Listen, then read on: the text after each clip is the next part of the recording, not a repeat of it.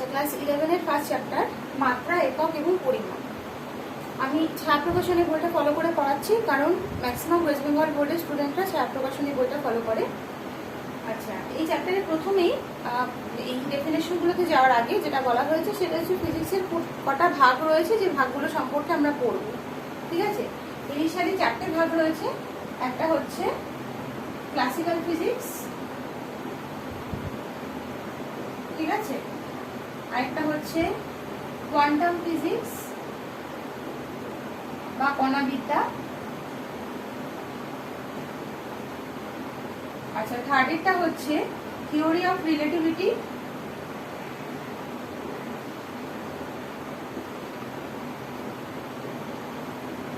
আর ফোর্থেরটা হচ্ছে quantum field theory.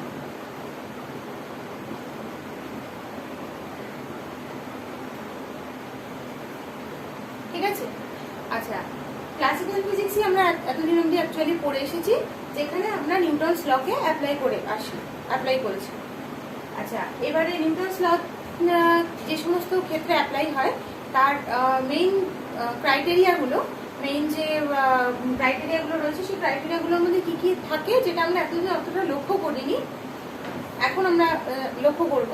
সেটা কি, যে ভর মোটামুটি বেশি থাকে। ঠিক আছে, খুব ক্ষুদ্র ভরের কোনো বস্তুর ওপরে, যেমন আমরা দুটো পড়েছি ক্লাস 10-এ, একদিকে আমরা পড়েছি যে কোনো একটা ভর, তার ওজন 1 কেজি বা 1 গ্রাম ইত্যাদি দিয়ে আমরা নিউটনস ল তার উপর অ্যাপ্লাই হলে পরে, ফোর্স অ্যাপ্লাই হলে পরে কতটা তার ত্বরণ হতে পারে, এটা আমরা পড়েছি। আবার অন্যদিকে আমরা পড়েছি পরমাণুর মধ্যে নিউট্রন, প্রোটন, তাদেরও কিন্তু ভর আছে, যেটা প্রায় 10⁻31 কেজি। ঠিক আছে, অর্ডারে।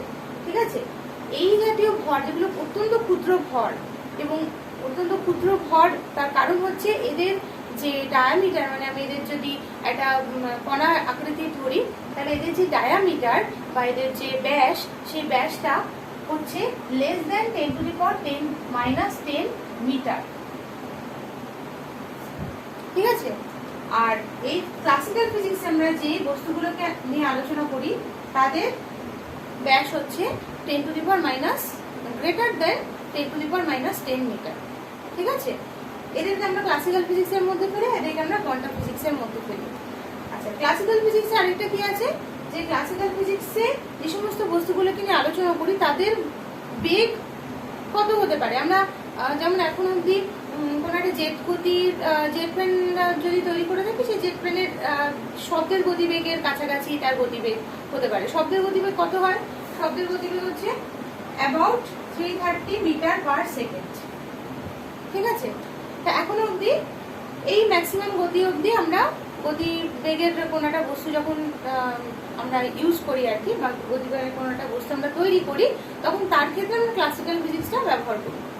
কিন্তু কোনো বস্তুর গতিবেগ যদি আলোর গতিবেগের কাছাকাছি হয়, যেমন আলোর গতিবেগ কত, আলোর গতিবেগটা আমরা জানি যে শূন্য মাধ্যমে আলোর গতিবেগ হচ্ছে 3 × 10⁻, মিটার পার সেকেন্ড। এটা হচ্ছে অ্যাপ্রক্সিমেটলি। ঠিক আছে,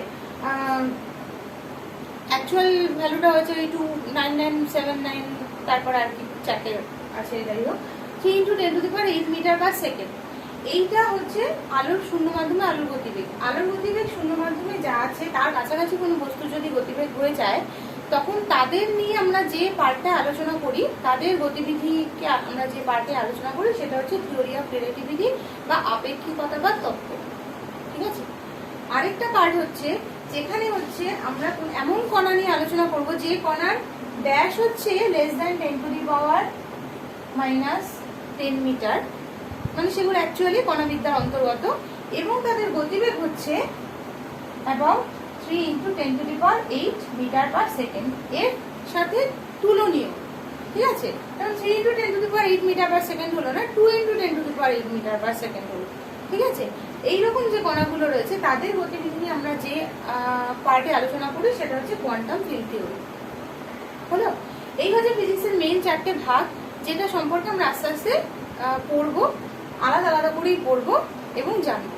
অলরেডি আমরা কোয়ান্টাম ফিজিক্স এবং ক্লাসিক্যাল ফিজিক্সের সম্পর্কে আলাদা করে জেনেছি, কিন্তু এদের মধ্যে যে অ্যাকচুয়াল ডিভিশনটা, কোন জায়গাটায় গিয়ে অ্যাকচুয়াল ডিভিশনটা হয়, সেটা আমরা আস্তে আস্তে পড়বো। ঠিক আছে, আচ্ছা, এবারে চলে আসি যে আমি ছায়াপ্রকাশনের বইটা যেহেতু ফলো করে পড়াচ্ছি, পরপর যা যা আছে সেরকম ভাবেই পড়াচ্ছি। এরপরে তোমাদের কিছু কনজারভেশন প্রিন্সিপাল বা সংরক্ষণ সূত্র সম্পর্কে বলেছে। সংরক্ষণ সূত্র বলতে আমরা যদি মনে করে দেখি, ক্লাস 10-এ আমরা সংরক্ষণ সূত্র কি কি পড়েছি? ক্লাস 10-এ আমরা পড়েছি ভর শক্তির সংরক্ষণ সূত্র, ঠিক আছে? ভর শক্তির সংরক্ষণ সূত্র আমরা পড়েছি। আরেকটা কি পড়েছি? ক্লাস 9-এ পড়েছি ওটা, সেটা হচ্ছে রৈখিক ভরবেগ সংরক্ষণ সূত্র।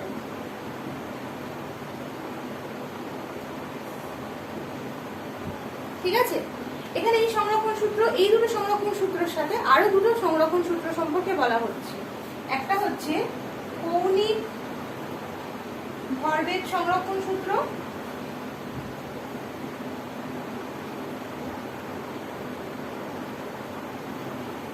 আরেকটা হচ্ছে আধান সংরক্ষণ সূত্র। ঠিক আছে? এবারে আমরা ভর শক্তি সংরক্ষণ সূত্র কাকে বলে এটা শুনেছি। কাকে বলে? যে আমরা জানি যে ভর এবং শক্তি যে টোটাল অ্যামাউন্ট, সেই টোটাল অ্যামাউন্টটা কখনো চেঞ্জ হয় না। কি হতে পারে? ভর শক্তিতে রূপান্তরিত হতে পারে বা শক্তি ভরে রূপান্তরিত হতে পারে, কিন্তু আলটিমেটলি তাদের টোটাল অ্যামাউন্ট যেটা সেটা সেম থাকে। ঠিক আছে? এবার এই সংরক্ষণ সূত্রটা অ্যাকচুয়ালি কিসের উপর বেসিস করে আসে?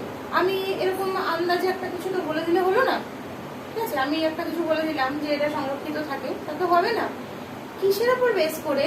প্রকৃতির কোন নেচারের উপর বেস, মানে প্রকৃতি ইংলিশে নেচার, যাই হোক, প্রকৃতির কোন মানে কি বলবো ব্যবহারের উপর বেস করে আমি এই কথাটা বললাম। সে প্রকৃতি এমন কোন বৈশিষ্ট্য আছে, বৈশিষ্ট্য ইজ দ্য কারেক্ট ওয়ার্ড, বৈশিষ্ট্যর উপর বেস করে আমি কথাটা বললাম। প্রকৃতির একটা বৈশিষ্ট্য কি? যে সময়ের সাথে সাথে প্রকৃতি চেঞ্জ হয় না। ঠিক আছে? যেটাকে তোমাদের দেখবে যারা ইংলিশে পড়ছো, এটাকে হোমোজেনিটি অফ টাইম। ঠিক আছে? হোমোজেনিটি অফ টাইম কি? যে সময়ের সাথে সাথে প্রকৃতির কিছু চেঞ্জ হয় না। চেঞ্জ হয় না বলতে কি? ওই জায়গাটাই আমাদের চেঞ্জ হয় না বলতে, এবার চেঞ্জ হয় না বললেই তখন আমাদের মনে আসবে, আচ্ছা আমি যদি কোনো কিছুকে পুড়িয়ে দিই, কোনো একটা কয়লাকে পুড়িয়ে দিলাম, তাহলে তো কয়লার যে আলটিমেটলি যে ছাইটা পেলাম তার ওজনটা তো কয়লার যে ওজন ছিল তার তুলনায় তো অনেক কম। তাহলে যে কিছুটা ভর তো চলে গেল, নষ্ট হয়ে গেল। তখনই আমাদের মাথায় আসবে কি যে না, কিছুটা ভর নষ্ট হয়নি, আমি যখন কয়লাটাকে পুড়িয়েছি তখন কিছু পরিমাণ তাপশক্তি তৈরি হয়েছে। ঠিক আছে? সেইটা এই টোটাল যখন আমি করব ভর এবং শক্তি, মানে আগের কয়লার মোট ভর এবং পরের ছাইয়ের ভর প্লাস যে পরিমাণ শক্তি, এই টোটালটা যখন দেখবো তখন দেখবো যে কিছু চেঞ্জ হচ্ছে না। তার মানে কি? সময় এগিয়েছে, আমি কয়লাটাকে পুড়িয়েছি, কয়লাটা থেকে ছাই পেয়েছি, সময় এগিয়েছে, কিন্তু সময়ের সাথে সাথে প্রকৃতির যে নিজের কাঠামো, যে যে বৈশিষ্ট্য, সেটা কিন্তু চেঞ্জ হয়নি। তার মধ্যে ভর শক্তি টোটাল যে রয়েছে সেই টোটালটা সেম থাকে। ঠিক আছে? নেক্সট কি? রৈখিক ভরবেগ সংরক্ষণ সূত্র। রৈখিক ভরবেগ সংরক্ষণ সূত্রটা আমরা পড়েছি যে কি হয়, বাইরে থেকে যদি বল প্রয়োগ না করি তাহলে কোনো বস্তুর ভরবেগ আগে যা ছিল পরেও তাই থাকে। ঠিক আছে? এটা আমরা পড়েছি। এবার এটা আমরা কোথা থেকে পেলাম? বলছি যে আমি যদি কোনো বস্তু মানে প্রকৃতির কাছে কোনো জায়গায় কোনো লোকেশন বা কোনো স্থানই হচ্ছে প্রেফার্ড নয়, মানে কোনো স্থানকে সে যে এই স্থানটা আমার কাছে বেশি কাছাকাছি, মানে আমি যদি এখানে দাঁড়িয়ে থাকি আমার কাছে মনে হবে যে এই জায়গাটা তো আমার কাছে, ঠিক আছে, ওই জায়গাটা আমার কাছে দূরে, তাহলে আমি প্রেফার করবো, আমাকে কেউ যদি বলে যে তুমি একটুখানি সরে বসো, আমি হয়তো এই জায়গাটাকে প্রেফার করবো, কারণ এই জায়গাটা আমার কাছে কাছে, ওই জায়গাটা দূরে। ঠিক আছে? কিন্তু প্রকৃতির কাছে এরকম কোনো ফেভার টেভার করে না। ঠিক আছে? প্রকৃতি, আমি যদি দুটো পয়েন্ট বলি, যেমন এ আর বি, হ্যাঁ, এ পয়েন্টে কারণ ভর ছিল হয়তো 8 কেজি মিটার প্রতি সেকেন্ড, ভরবেগ আর কি, সরি, আর বিতে গিয়ে যদি চেঞ্জ না হয় তাহলে কি হতো? যদি চেঞ্জ না হতো তাহলে এটা আইডিয়া হতো 9 কেজি, মানে বাড়তো অথবা কমতো, কিছু একটা হতো, 9 কেজি মিটার প্রতি সেকেন্ড হতো, অথবা কি হতে পারতো, অথবা কমে গিয়ে 7 কেজি মিটার প্রতি সেকেন্ড হতে পারতো। যদি এ পয়েন্ট থেকে বি পয়েন্টে ভরবেগ বেড়ে যেত, বাইরে থেকে কোনো বল প্রয়োগ হচ্ছে না, এমনি এমনি বেড়ে যাচ্ছে রৈখিক ভরবেগ, তার মানে কি প্রকৃতি এই পয়েন্টটাকে প্রেফার করছে, কারণ এখানে ভরবেগ বেশি। বস্তুটা একটা ভরবেগ নিয়ে তো চলতে চাইছে, সে তো চলতেই চাইছে, সেই জন্য তো তার একটা নির্দিষ্ট ভরবেগ আছে। কোনো কালে তার উপর একটা বল প্রযুক্ত হয়েছিল, তার ফলে সে একটা নির্দিষ্ট ভরবেগ নিয়ে চলছিল। এবার সেই বেগটাকে আমি বাড়িয়ে দিলাম, তার মানে কি তার গতিটাকে আমি প্রেফার করলাম, ঠিক আছে? তাহলে বি পজিশনটাকে তার মানে প্রকৃতি প্রেফার করবে, সেটা হবে না, সেটা কখনোই হয় না। প্রকৃতি কাউকে কখনো প্রেফার করে না, কোনো জায়গাকে কখনো প্রেফার করে না। বা যদি উল্টোটা হতো যে 8 কেজি পার মিটার সেকেন্ড থেকে সেটা কমে গিয়ে হলো 7 কেজি মিটার পার সেকেন্ড, তাহলে আমি কি বলতাম যে ও বস্তুর একটা গতি নিয়ে চলছিল, প্রকৃতি চায় না যে বস্তুটা কোনো গতি নিয়ে চলুক, সেই জন্য প্রকৃতি কি করলো, তার গতিবেগটাকে বি পয়েন্টে কমিয়ে নিল। তার মানে প্রকৃতি এ পয়েন্টকে প্রেফার করছিল, বি পয়েন্টে গিয়ে তার গতিবেগটা কমিয়ে দিল। তার মানে বি পয়েন্টকে ও প্রেফার করছে না, এ পয়েন্টকে প্রেফার করছে। যখন গতিবেগ কমিয়ে দিচ্ছে তার মানে কি এই পয়েন্টকে প্রেফার করছে, যখন গতিবেগকে বাড়িয়ে দিচ্ছে তখন এই পয়েন্টকে প্রেফার করছে। কিন্তু প্রকৃতি এরকম কিছু করে না। এরকম যদি করতো তাহলে খুব ঝামেলা হতো। কিরকম ঝামেলা হতো, যে যখন আমাকে কেউ প্রশ্ন করতো যে আচ্ছা একটা বস্তুর ভর হচ্ছে 5 কেজি, তার একটা বেগ হচ্ছে 5 মিটার প্রতি সেকেন্ড, তাহলে তার ভরবেগ কত? তাহলে আমায় জিজ্ঞেস করতে হতো যে আচ্ছা এটা কোথায় তুমি জানতে চাইছো ভরবেগটা বলো, ইন্ডিয়াতে জানতে চাইছো না কানাডাতে জানতে চাইছো? খুব প্রবলেম হতো, ঠিক আছে? কিন্তু এরকম কোনো কিছু বলে না বলেই আমরা কিন্তু নির্দ্বিধায় বলে দিতে পারি আচ্ছা 5 কেজি আর 5 মিটার পার সেকেন্ড, তার মানে হচ্ছে 25 কেজি মিটার পার সেকেন্ড হচ্ছে তার রৈখিক ভরবেগ, উইদাউট ইভেন আস্কিং যে আমি কোন জায়গাটার কথা বলছি, কোন পজিশনে তার বেগটা আছে আমার জিজ্ঞেসও করতে হচ্ছে না, ইন্ডিয়াতে আছে না কানাডাতে আছে, আই ডোন্ট কেয়ার, ঠিক আছে? তাহলে এইটা হচ্ছে প্রকৃতির কোনো পয়েন্টকে প্রেফার না করার সুবিধা, সেই জন্য রৈখিক ভরবেগটা সংরক্ষিত থাকছে। থার্ড একটা যেটা কৌণিক ভরবেগ, কৌণিক ভরবেগ সংরক্ষণ সূত্রটা কি, যে প্রকৃতির কাছে কোনো দিকের কোনো প্রেফারেন্স নেই। মানে আমি এইখানে রয়েছি, প্রথমত আমি বলে নিই কৌণিক ভরবেগটা কি। কৌণিক ভরবেগ সম্পর্কে তোমরা ভালো করে পড়বে, সেটা হচ্ছে যে রৈখিক কোন একটা বস্তুর ধরো কোনো একটা সেন্টার রয়েছে, এটা একটা সেন্টার পয়েন্ট রয়েছে, সেন্টার পয়েন্ট থেকে এত দূরে একটা বস্তু একটা গতিবেগ নিয়ে যাচ্ছে, সেই বস্তুটার গতিবেগ হচ্ছে ভি, বস্তুটার ভর হচ্ছে এম। আর এই সেন্টার থেকে, যে সেন্টারটাকে কেন্দ্র করে ওই বস্তুটা ঘুরছে আর কি, ঠিক আছে? আলটিমেটলি তো দেখা যায় যে ধরো পৃথিবী ঘুরছে বা যাই ঘুরছে, আর যে রৈখিক ভরবেগটা আমরা অ্যাকচুয়ালি রৈখিক ভরবেগ ভাবি, ওটাও অ্যাকচুয়ালি কৌণিক ভরবেগ, ঠিক আছে? মানে বোঝাতে চাইছি যে কোনো বস্তু যখন কোনো গতিবেগ নিয়ে এগোচ্ছে তখন সে কোনো একটা পয়েন্টের এগেইনস্টে কিন্তু সে ঘুরছে, আমাদের মনে হচ্ছে রৈখিক ভরবেগ নিয়ে যাচ্ছে, মানে আমি যদি এখানে হাঁটতে শুরু করি আমার মনে হবে যে আমার রৈখিক ভরবেগ আছে, কিন্তু আমি যেহেতু পৃথিবীর ওপরে আছি এবং পৃথিবী যেহেতু একটা সূর্যকে কেন্দ্র করে ঘুরছে, সুতরাং পৃথিবীর যেরকম কৌণিক ভরবেগ আছে আমারও কিন্তু অ্যাকচুয়ালি একটা কৌণিক ভরবেগই হচ্ছে, মানে আমি এগোচ্ছি যে সেটা কিন্তু সূর্যকে সেন্টার করে আমার কৌণিক ভরবেগ আছে বলেই আমি এগোচ্ছি, ঠিক আছে? তাহলে হচ্ছে যে কি, যে যাই হোক, এবার সেন্টারের থেকে তার দূরত্ব যদি আর হয় তাহলে তার কৌণিক ভরবেগ হয় হচ্ছে এম ভি আর, ঠিক আছে? এইবারে ভেবে দেখো কৌণিক ভরবেগের কথাটা কি বলছে, যে কৌণিক ভরবেগটা আমি কোনো ডাইরেকশন, যেটাকে বলা হচ্ছে আইসোট্রপি অফ স্পেস, মানে কি আমি কোনো ডাইরেকশনে স্পেশাল নয়, আমি এই ডাইরেকশনে যাচ্ছি না এই ডাইরেকশনের কথা বলছি, মানে আমাকে তাহলে না এই ডাইরেকশনের কথা বলছি, মানে তাহলে আমাকে আমি যদি পৃথিবীর কৌণিক ভরবেগ কেউ জানতে চায় তাহলে আমি চট করে বলে দিতে পারি যে সূর্যের সাপেক্ষে পৃথিবীর কৌণিক ভরবেগ কত, আচ্ছা সূর্য থেকে পৃথিবীর দূরত্ব বার করি, আর পৃথিবীর ভর জানি, পৃথিবীর বেগ জানি, তাহলে এবারে এমভিআর করে আমি পৃথিবীর কৌণিক ভরবেগ বলে দিলাম। যদি সেটা না হতো তাহলে কি সমস্যা হতো, আমাকে জিজ্ঞেস করতে হতো ও পৃথিবীর কৌণিক ভরবেগ কোন দিকে, উত্তরে জানতে চাইছো না দক্ষিণে জানতে চাইছো না পশ্চিমে না পূর্বে, কারণ এক এক দিকে তো এক এক রকম হবে, সেরকম কখনো হয় না, ঠিক আছে?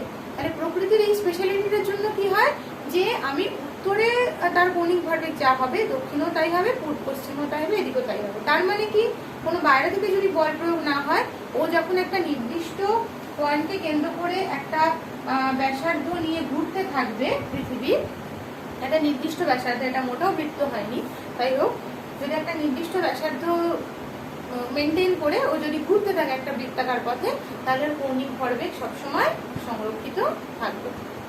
ঠিক আছে, এটা হচ্ছে কৌণিক ভরবেগ সংরক্ষণ সূত্র। ফোর্থ পজিশনে চলে আসে আধান সংরক্ষণ সূত্র। আধান সংরক্ষণ সূত্র কি, যেরকম ভর হঠাৎ করে সৃষ্টি হতে পারে না বা ধ্বংস হতে পারে না, যেমন আমরা পড়েছিলাম প্রথমে ভরের সংরক্ষণ সূত্র পড়েছিলাম, তারপরে সেখান থেকে আস্তে আস্তে বুঝলাম যে না, ভরের সংরক্ষণ সূত্রটা অ্যাকচুয়াল নয়, অ্যাকচুয়ালি টোটাল মিলে ভর এবং শক্তি সংরক্ষণ সূত্রটা হয়। ঠিক আছে, সেরকমই আধান কখনো একটা করে সৃষ্টি হতে পারে না। যেমন কি আমরা আধান সম্পর্কে ছোটবেলা থেকে ক্লাস 7 থেকে মনে হয় পড়ে আসছি। আধান আমরা জানি যে আধানের দু রকম আধান হতে পারে, একটা হচ্ছে পজিটিভ আধান, একটা হচ্ছে নেগেটিভ আধান। ঠিক আছে, পজিটিভ আধান, এটা হচ্ছে নেগেটিভ আধান। এবার পজিটিভ আধান আর নেগেটিভ আধান সবসময় যখন আধান তৈরি হয়, সবসময় পজিটিভ এবং নেগেটিভ আধান একসাথে তৈরি হয়। কখনো এরকম না যে শুধু একটা পজিটিভ আধান তৈরি হলো, কোনো নেগেটিভ আধান তৈরি হলো না। তাহলে কি হয়, তাহলে কি হতো, তাহলে আধান কিন্তু সংরক্ষিত থাকতো না। আমি বলতে চাইছি যেমন পৃথিবীর আধান যদি মোট হয় 10 কুলম, আধানের একক তো কুলম, আমরা সেই চলতরিতে পড়েছি, ঠিক আছে ক্লাস 10-এ, আধানের একক কুলম। তাহলে ধরো পৃথিবীর আধান 10 কুলম, সেই যবে থেকে পৃথিবী কেন গোটা বিশ্ব ব্রহ্মাণ্ড যবে থেকে সৃষ্টি হয়েছে তার আধান হচ্ছে 10 কুলম। এইবার সাডেনলি কখনো এক্সট্রা একটা +1 কুলম তৈরি হবে না। যদি তৈরি হয় তাহলে একসাথে একটা +1 কুলম একটা -1 কুলম তৈরি হবে, যাতে করে কি প্লাস আর মাইনাসে কি হয় 0 হয়ে যায়, যাতে করে ওভারঅল কোনো এক্সট্রা কোনো আধান ওর মধ্যে অ্যাড হবে না। ওভারঅল যদি অ্যাড হয় সেটা হবে 0 কুলম অ্যাড হবে, কারণ +1 এর সাথে সাথে একটা -1 আধানও তৈরি হবে। ঠিক আছে, সবসময় যে কুলমটা শুরু থেকে যা আধান, সে আধান সবসময় সংরক্ষিত থাকে। এই জন্যই আধান সংরক্ষণ সূত্রটা এই জন্যই আমরা মানে পড়ছি, এটা বোঝার জন্য যে যে শুরু থেকে যে আধানটা ছিল, যে পরিমাণ আধান ছিল, সেই পরিমাণ আধানই থাকবে, তার সাথে কোনো কিছু এক্সট্রা অ্যাড হবে না। যদি শুরুতে 0 কুলম আধান থেকে থাকে তাহলে 0 কুলমই থাকবে, এবং 0 কুলম থেকে তার সাথে কোনো এক্সট্রা যদি আধান আমি অ্যাড করতে চাই, +1 আধান তৈরি হবে, সেটা কখনো করতে পারবো না, কারণ +1 এর সাথে সাথে টুক করে একটা -1 আধানও তৈরি হয়ে যাবে, আর দুটোর ওভারঅল যে কন্ট্রিবিউশন সেটা হবে 0, কারণ +1 আধান আর -1 আধান করলে একসাথে করলে 0 হয়ে যাবে। ঠিক আছে, তাহলে এই সংরক্ষণ সূত্রগুলো আমরা মোটামুটি জানলাম। এবারে যেটা রয়েছে তোমাদের সেটা হচ্ছে যে কি কি মানে ইন্টারঅ্যাকশন রয়েছে, মানে কি কি আকর্ষণ বিকর্ষণ বল কাজ করে, যেগুলো সম্পর্কে আমরা পড়েছি। অলরেডি আমাদের পড়া রয়েছে, সেই বোধহয় ক্লাস 7 থেকে পড়ে আসছি, সেটা হচ্ছে মহাকর্ষ বল। আর কি কি বল সম্পর্কে আমরা পড়েছি, তড়িৎ আকর্ষণ বিকর্ষণ বল সম্পর্কে আমরা পড়েছি।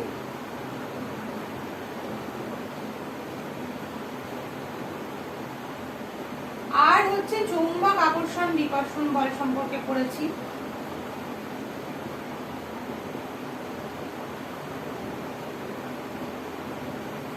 আলাদা করে এদের সম্পর্কে পড়েছি, পরে গিয়ে ক্লাস 10-এ জানলাম আরে তড়িৎ আর চৌম্বক তো একটা আরেকটার সাথে কানেক্টেড, সেই জন্য এদেরকে আমরা একসাথে কি বলি, তড়িৎ চুম্বকীয় বল। ঠিক আছে, তাহলে মহাকর্ষ বল আর তার সাথে হচ্ছে তড়িৎ চুম্বকীয় বল। এবার এই দুটো বল সম্পর্কে আমরা জানলাম। এছাড়া আমরা যেটা সম্পর্কে পড়েছি মনে করে দেখো, ক্লাস 9-এ সম্ভবত পড়েছি, সেটা হচ্ছে নিউক্লিয় বল। ঠিক আছে, আরেকটা মনে করে দেখো, ক্লাস 10-এ আমরা পড়েছি, ওই আলফা কণা বিটা কণা বেরিয়ে যায়, কটা কটা করে বেরোয় আমরা বার করতাম, তাই না? প্রথম হচ্ছে আলফা কণা বেরোতো, তারপর বেরোতো বিটা কণা, তারপর বেরোতো হচ্ছে গামা রশ্মি। ঠিক আছে, ওটা নিয়ে আবার অঙ্ক থাকতো। তো সেইখানে ওই বিটা কণা যখন বেরোয় তখন বিটা কণাটা তৈরি হয়। তো এবং বিটা কণা যখন বেরোয় তখন আমরা কি করতাম, তখন আমরা ওই যে সেই যে কণাটা থেকে বেরোয়, যে পরমাণুটা থেকে সে বেরোয়, সেই পরমাণুটার একটা +1 করে দিতাম, তাই তো? কিসের মধ্যে +1 করতাম? ওই প্রোটনের যে সংখ্যাটা, সেই সংখ্যাটার মধ্যে একটা +1 করে দিতাম, তাই তো? আচ্ছা, এবারে বিটা কণা যেখানে সেই জন্য সেটার থেকে একটা আসে উইক ইন্টারাকশন। ওই বিটা কণা বেরোনোর সময় বিটা কণার সাথে বাকিদের যে ইন্টারাকশনটা হয় সেটাকে বলে উইক ইন্টারাকশন। এর বাংলাটা আমি বলতে পারছি না, ঠিক আছে? তোমরা দেখে বুঝতে পারবে যে 4টে বলের কথা তোমাদের বলা হয়েছে বাংলা বইটাতে নিশ্চয়ই। একটা মহাকর্ষ বল, একটা তড়িৎ চুম্বকীয় বল, ঠিক আছে, একটা হচ্ছে ইলেকট্রোম্যাগনেটিক ফোর্স, একটা হচ্ছে উইক ইন্টারাকশন, একটা হচ্ছে নিউক্লিয় বল, যেটাকে আমরা যেটাকে ওখানে লেখা আছে দেখবে স্ট্রং ইন্টারাকশন। এই এটা 4 ধরনের বল। এখানে আমি 4 ধরনের বলের কথা লিখেছি, ঠিক আছে, যেগুলো সম্পর্কে আমরা এতদিন অবধি পড়েছি। এই মহাকর্ষ বল হচ্ছে সব থেকে মানে দুর্বল বল, আকর্ষণ বল, ঠিক আছে। মহাকর্ষ বল সব থেকে দুর্বল আকর্ষণ বলের প্রমাণও আছে। যেমন কি, আমি দুটো বস্তু রেখেছি, মহাকর্ষ বলে আমরা কি পড়েছি, যে পৃথিবীতে যে কোনো দুটো বস্তুকে রাখলে পরে তারা একে অপরকে আকর্ষণ করে, ঠিক আছে। আর এই তড়িৎ বা চুম্বকীয় বলে আমরা কি পড়েছি, যে দুটো যদি প্লাস একটা, ধরি আমি দুটো চুম্বক নিলাম, একটা নর্থ পোল একটা সাউথ পোল, ঠিক আছে, রাখলাম, তারা একে অপরকে আকর্ষণ করে, এটা চুম্বকীয় বল। এটা তড়িৎ চুম্বকীয় বলের মধ্যে পড়ছে, ঠিক আছে। তড়িৎ চুম্বকীয় বলের মধ্যে আরো যদি ভালোভাবে বলতে চাই, তড়িৎ চুম্বকীয় বলের মধ্যে কিভাবে পড়বে, আমি দুটোর উপরে দুটো এরকম কাঁচা লোহার দণ্ড নিলাম, সেই কাঁচা লোহার দণ্ডের উপর তার পেঁচিয়ে দিলাম, দিয়ে দুটোকেই কি করে দিলাম, দুটোর সাথে যে তারের সাথে, সেই তারের সাথে ব্যাটারি যুক্ত করে দিলাম, ঠিক আছে। এমন ভাবে ব্যাটারি একটাকে আমি একটার এদিকে যদি মানে এক ডাইরেকশনে কারেন্ট যায়, এদিকে যে ডাইরেকশনে কারেন্ট যাচ্ছে এদিকে তার উল্টো ডাইরেকশনে কারেন্ট পাঠাতাম, পাঠিয়ে একদিকে নর্থ পোল একদিকে সাউথ পোল তৈরি করতাম। কি হতো, কাছাকাছি নিয়ে আসলে দুটো মানে একে অপরকে আকর্ষণ করে, কিন্তু চুম্বক দুটো পরস্পরকে টেনে নিত কাছে।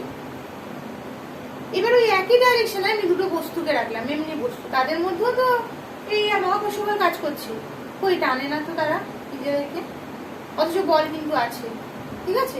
তার মানে কি, মহাকর্ষ বল খুব উইক ফোর্স, তার তুলনায় এই তড়িৎ চুম্বকীয় বল অনেক বেশি শক্তিশালী। তার থেকেও বেশি অনেক বেশি শক্তিশালী কে, তার থেকেও বেশি শক্তিশালী হচ্ছে যেটা আমরা সেই একটা কোশ্চেনও বোধহয় আমরা সেই পড়ি, সেটা কি, যে কি বলে, নিউক্লিয়াসের মধ্যে এতগুলো প্রোটন, তারা সবাই তো পজিটিভ তড়িৎগ্রস্ত, তারা একসাথে থাকে কি করে? তা তো থাকার কথা না, তা তো বিকর্ষণ হওয়ার কথা। কিন্তু সেখানে যে আকর্ষণ বলের প্রভাবে ওরা থাকে সেটা হচ্ছে নিউক্লিয় বল। নিউক্লিয় বল হচ্ছে সব থেকে স্ট্রং ফোর্স, সব থেকে শক্তিশালী ফোর্স, কিন্তু রেঞ্জ খুব কম। মানে কত দূর অব্দি কাজ করে, ওই পরমাণুর মধ্যেই ওর যা শক্তি, পরমাণু থেকে বেরিয়ে গেলে ওর আর কোনো, সরি মানে নিউক্লিয়াসের মধ্যেই ওর যা শক্তি, নিউক্লিয়াস থেকে বেরিয়ে গেলে ওর আর কোনো শক্তি নেই, ঠিক আছে। তাহলে মহাকর্ষ বল হচ্ছে সব থেকে উইক ফোর্স, কিন্তু মহাকর্ষ বলের রেঞ্জটা সাংঘাতিক। মানে মহাকর্ষ অবভিয়াসলি, কারণ পৃথিবী এবং সূর্যের মধ্যেও মহাকর্ষ বল কাজ করছে, রেঞ্জটা ভাব, ঠিক আছে। তাহলে মহাকর্ষ বলের রেঞ্জ অনেক বেশি, কিন্তু সব থেকে উইক ফোর্স। তাহলে মহাকর্ষ বলকে আমি 4 নম্বরে রাখবো, সব থেকে উইক ফোর্স। আচ্ছা, তারপরে কি, মহাকর্ষ বলের পরে দুর্বল কে, এই উইক ইন্টারাকশন, যার নামই দেওয়া হয়েছে উইক ইন্টারাকশন।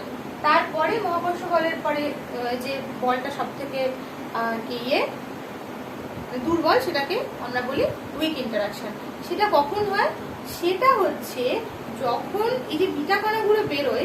আমরা জানি যে বিটা কণাগুলোকে আমরা যদি কখনো লিখে থাকি, কখনো আমরা সেই ইলেকট্রনের চিহ্ন দিয়েই লিখি, তাই না, ই দিয়ে কোনো একটা চিহ্ন দিয়ে কিন্তু আমরা লিখি। কেন, তার কারণ হচ্ছে নিউক্লিয়াসের মধ্যে যখন নিউট্রন প্রোটন, নিউক্লিয়াসের মধ্যে এই যে ওরা যে একসাথে এরকম জোটবদ্ধ অবস্থায় থাকে, তার একটা অন্যতম কারণ হচ্ছে যে নিউট্রন সবসময় প্রোটনে এবং প্রোটন নিউট্রনে ওরা কিন্তু মানে না সবসময় কথাটা ভুল বললাম, যারা তেজস্ক্রিয় মৌল আর কি, সেই তেজস্ক্রিয় মৌলগুলোর ক্ষেত্রে কি হয়, নিউট্রন প্রোটনে এবং প্রোটন নিউট্রনে কনভার্টেড হতে থাকে, এবং এই নিউট্রন প্রোটনে যখন কনভার্টেড হয় বা প্রোটন নিউট্রনে যখন কনভার্টেড হয় তখন ওরা বিটা কণা তৈরি করে। বিটা কণাগুলো বেসিক্যালি ইলেকট্রন। সেই তখন তৈরি হওয়া যে ইলেকট্রন, সেই ইলেকট্রনের সাথে নিউট্রন প্রোটনের যে বল, আকর্ষণ বল, সেইটা হচ্ছে উইক ইন্টারাকশন। উইক বুঝতেই পারছি, কারণ উইক বলে বিটা কণা বেরিয়ে যেতে পারছে। যদি স্ট্রং হতো তাহলে বিটা কণাকে ওই ইয়ের মধ্যে, কি বলে, নিউক্লিয়াসের মধ্যে আটকে রাখতো, ঠিক আছে? তাহলে এটা হচ্ছে উইক ইন্টারাকশন।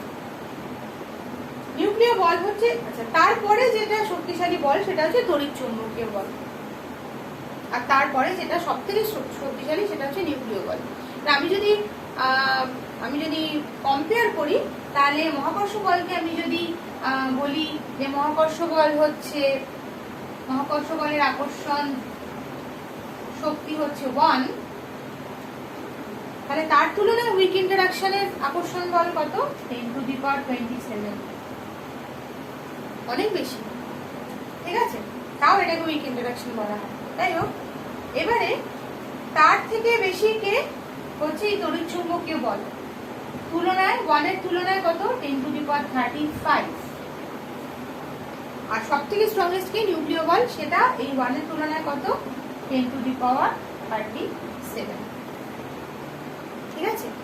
তাহলে এই হলো যে চারটে আকর্ষণ, মানে আকর্ষণ বল আর কি, আকর্ষণ বিকর্ষণ বল, যেগুলো নিয়ে আমরা এরপরে আস্তে আস্তে বিভিন্ন চ্যাপ্টারে আস্তে আস্তে ঢুকবো এবং আলোচনা করব। আচ্ছা, এগুলো তোমাদের প্রাইমারি এই জন্য বলা হচ্ছে এই চ্যাপ্টারে, কারণ পরে আমরা এগুলো নিয়ে মানে অনেক পড়াশুনো হবে আর কি, সেই জন্য এই জিনিসগুলো এই চ্যাপ্টারের শুরুতে বলা আছে আর কি। আচ্ছা, নেক্সট আমাদের যেটা আছে সেটা হচ্ছে যে সেগুলো মোটামুটি তোমরা জানো যে ফিজিক্সের সাথে টেকনোলজির কি কি কানেকশন আছে। আমরা যখন আমরা বাড়িতে মোটর ব্যবহার করি, কোনো কিছুকে ঘোরাতে গেলেই মোটর ব্যবহার হয়, আর জেনারেটরও ব্যবহার করে থাকি, কারেন্ট চলে গেলে জেনারেটর ইউজ করি। এই দুটোরই কাজ আমরা দেখেছি, তাই তো? ক্লাস 10-এ তড়িৎ প্রবাহ জলতড়িৎ চ্যাপ্টারই আমরা দেখেছি যে কিভাবে মোটর তৈরি হয়, তাই তো? সে কিভাবে যেন তৈরি হচ্ছিল, মোটরের মধ্যে কি হয়, মোটরের মধ্যে দিয়ে কারেন্ট পাস করলে মোটর ঘুরতে শুরু করে। কেন ঘোরে?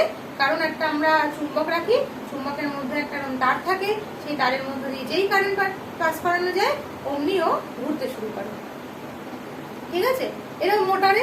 আর জেনারেটরে কি হয়, জেনারেটরে ঠিক উল্টোটা হয়।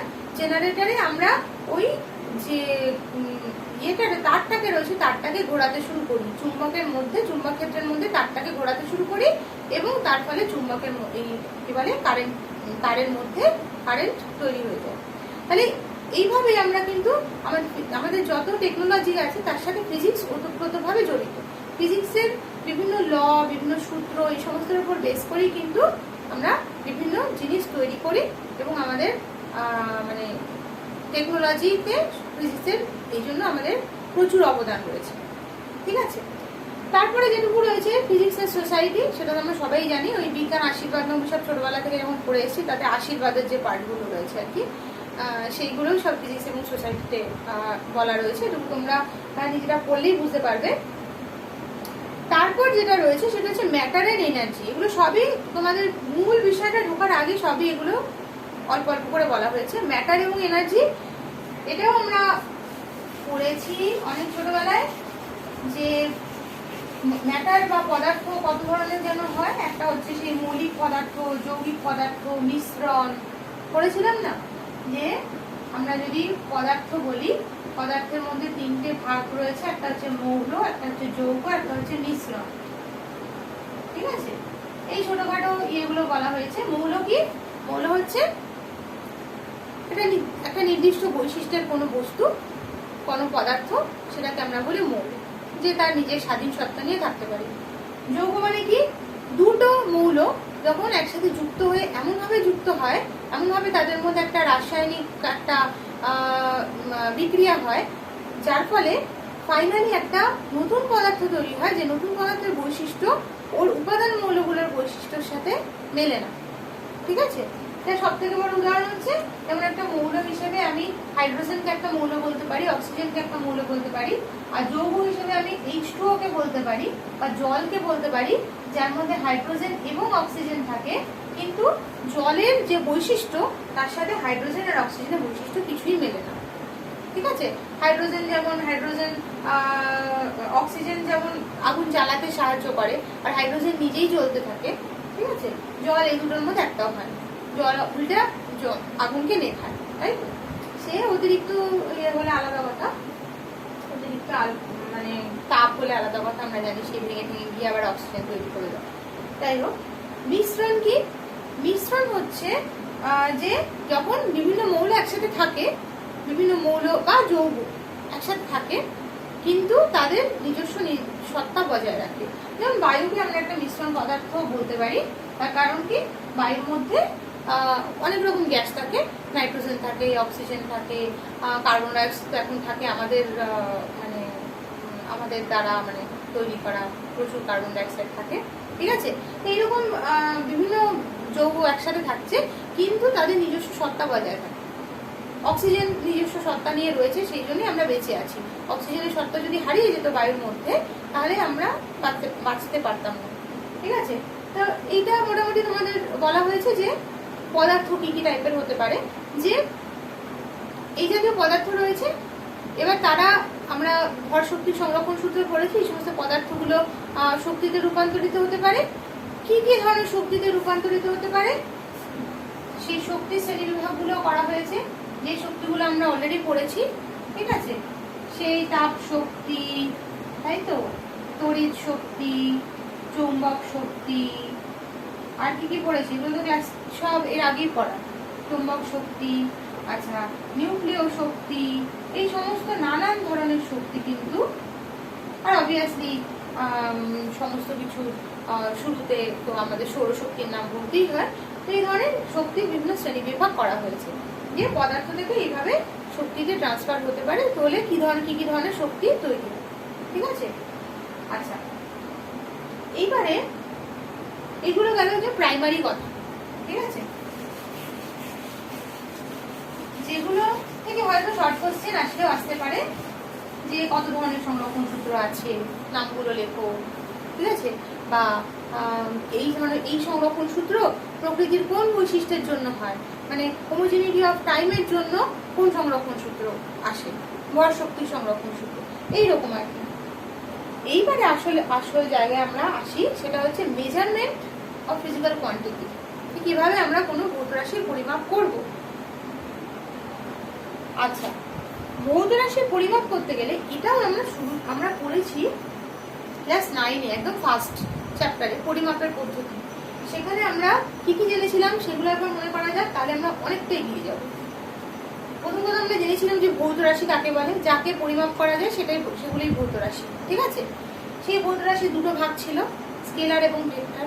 চিন্তা নেই, এগুলো নিয়ে সব পরে চ্যাপ্টারে বড় বড় করে পড়ানো হবে। আচ্ছা, স্কেলার এবং ভেক্টরের মধ্যে আমরা তাদের উদাহরণগুলো পড়েছিলাম। স্কেলার হচ্ছে কি, যাদের মান আছে অভিমুখ নেই, ভেক্টর হচ্ছে যাদের মান এবং অভিমুখ দুটোই রয়েছে। ঠিক আছে, এবার তারপরে আমরা তাদের একক সম্পর্কে পড়েছিলাম। এককের সাথে আমরা পড়েছিলাম তাদের মাত্রা, একক পড়েছিলাম এবং তার সাথে পড়েছিলাম মাত্রা। একক দু ধরনের পড়েছিলাম, মনে করে দেখো, একটা হচ্ছে মূল একক, আরেকটা হচ্ছে লব্ধ একক।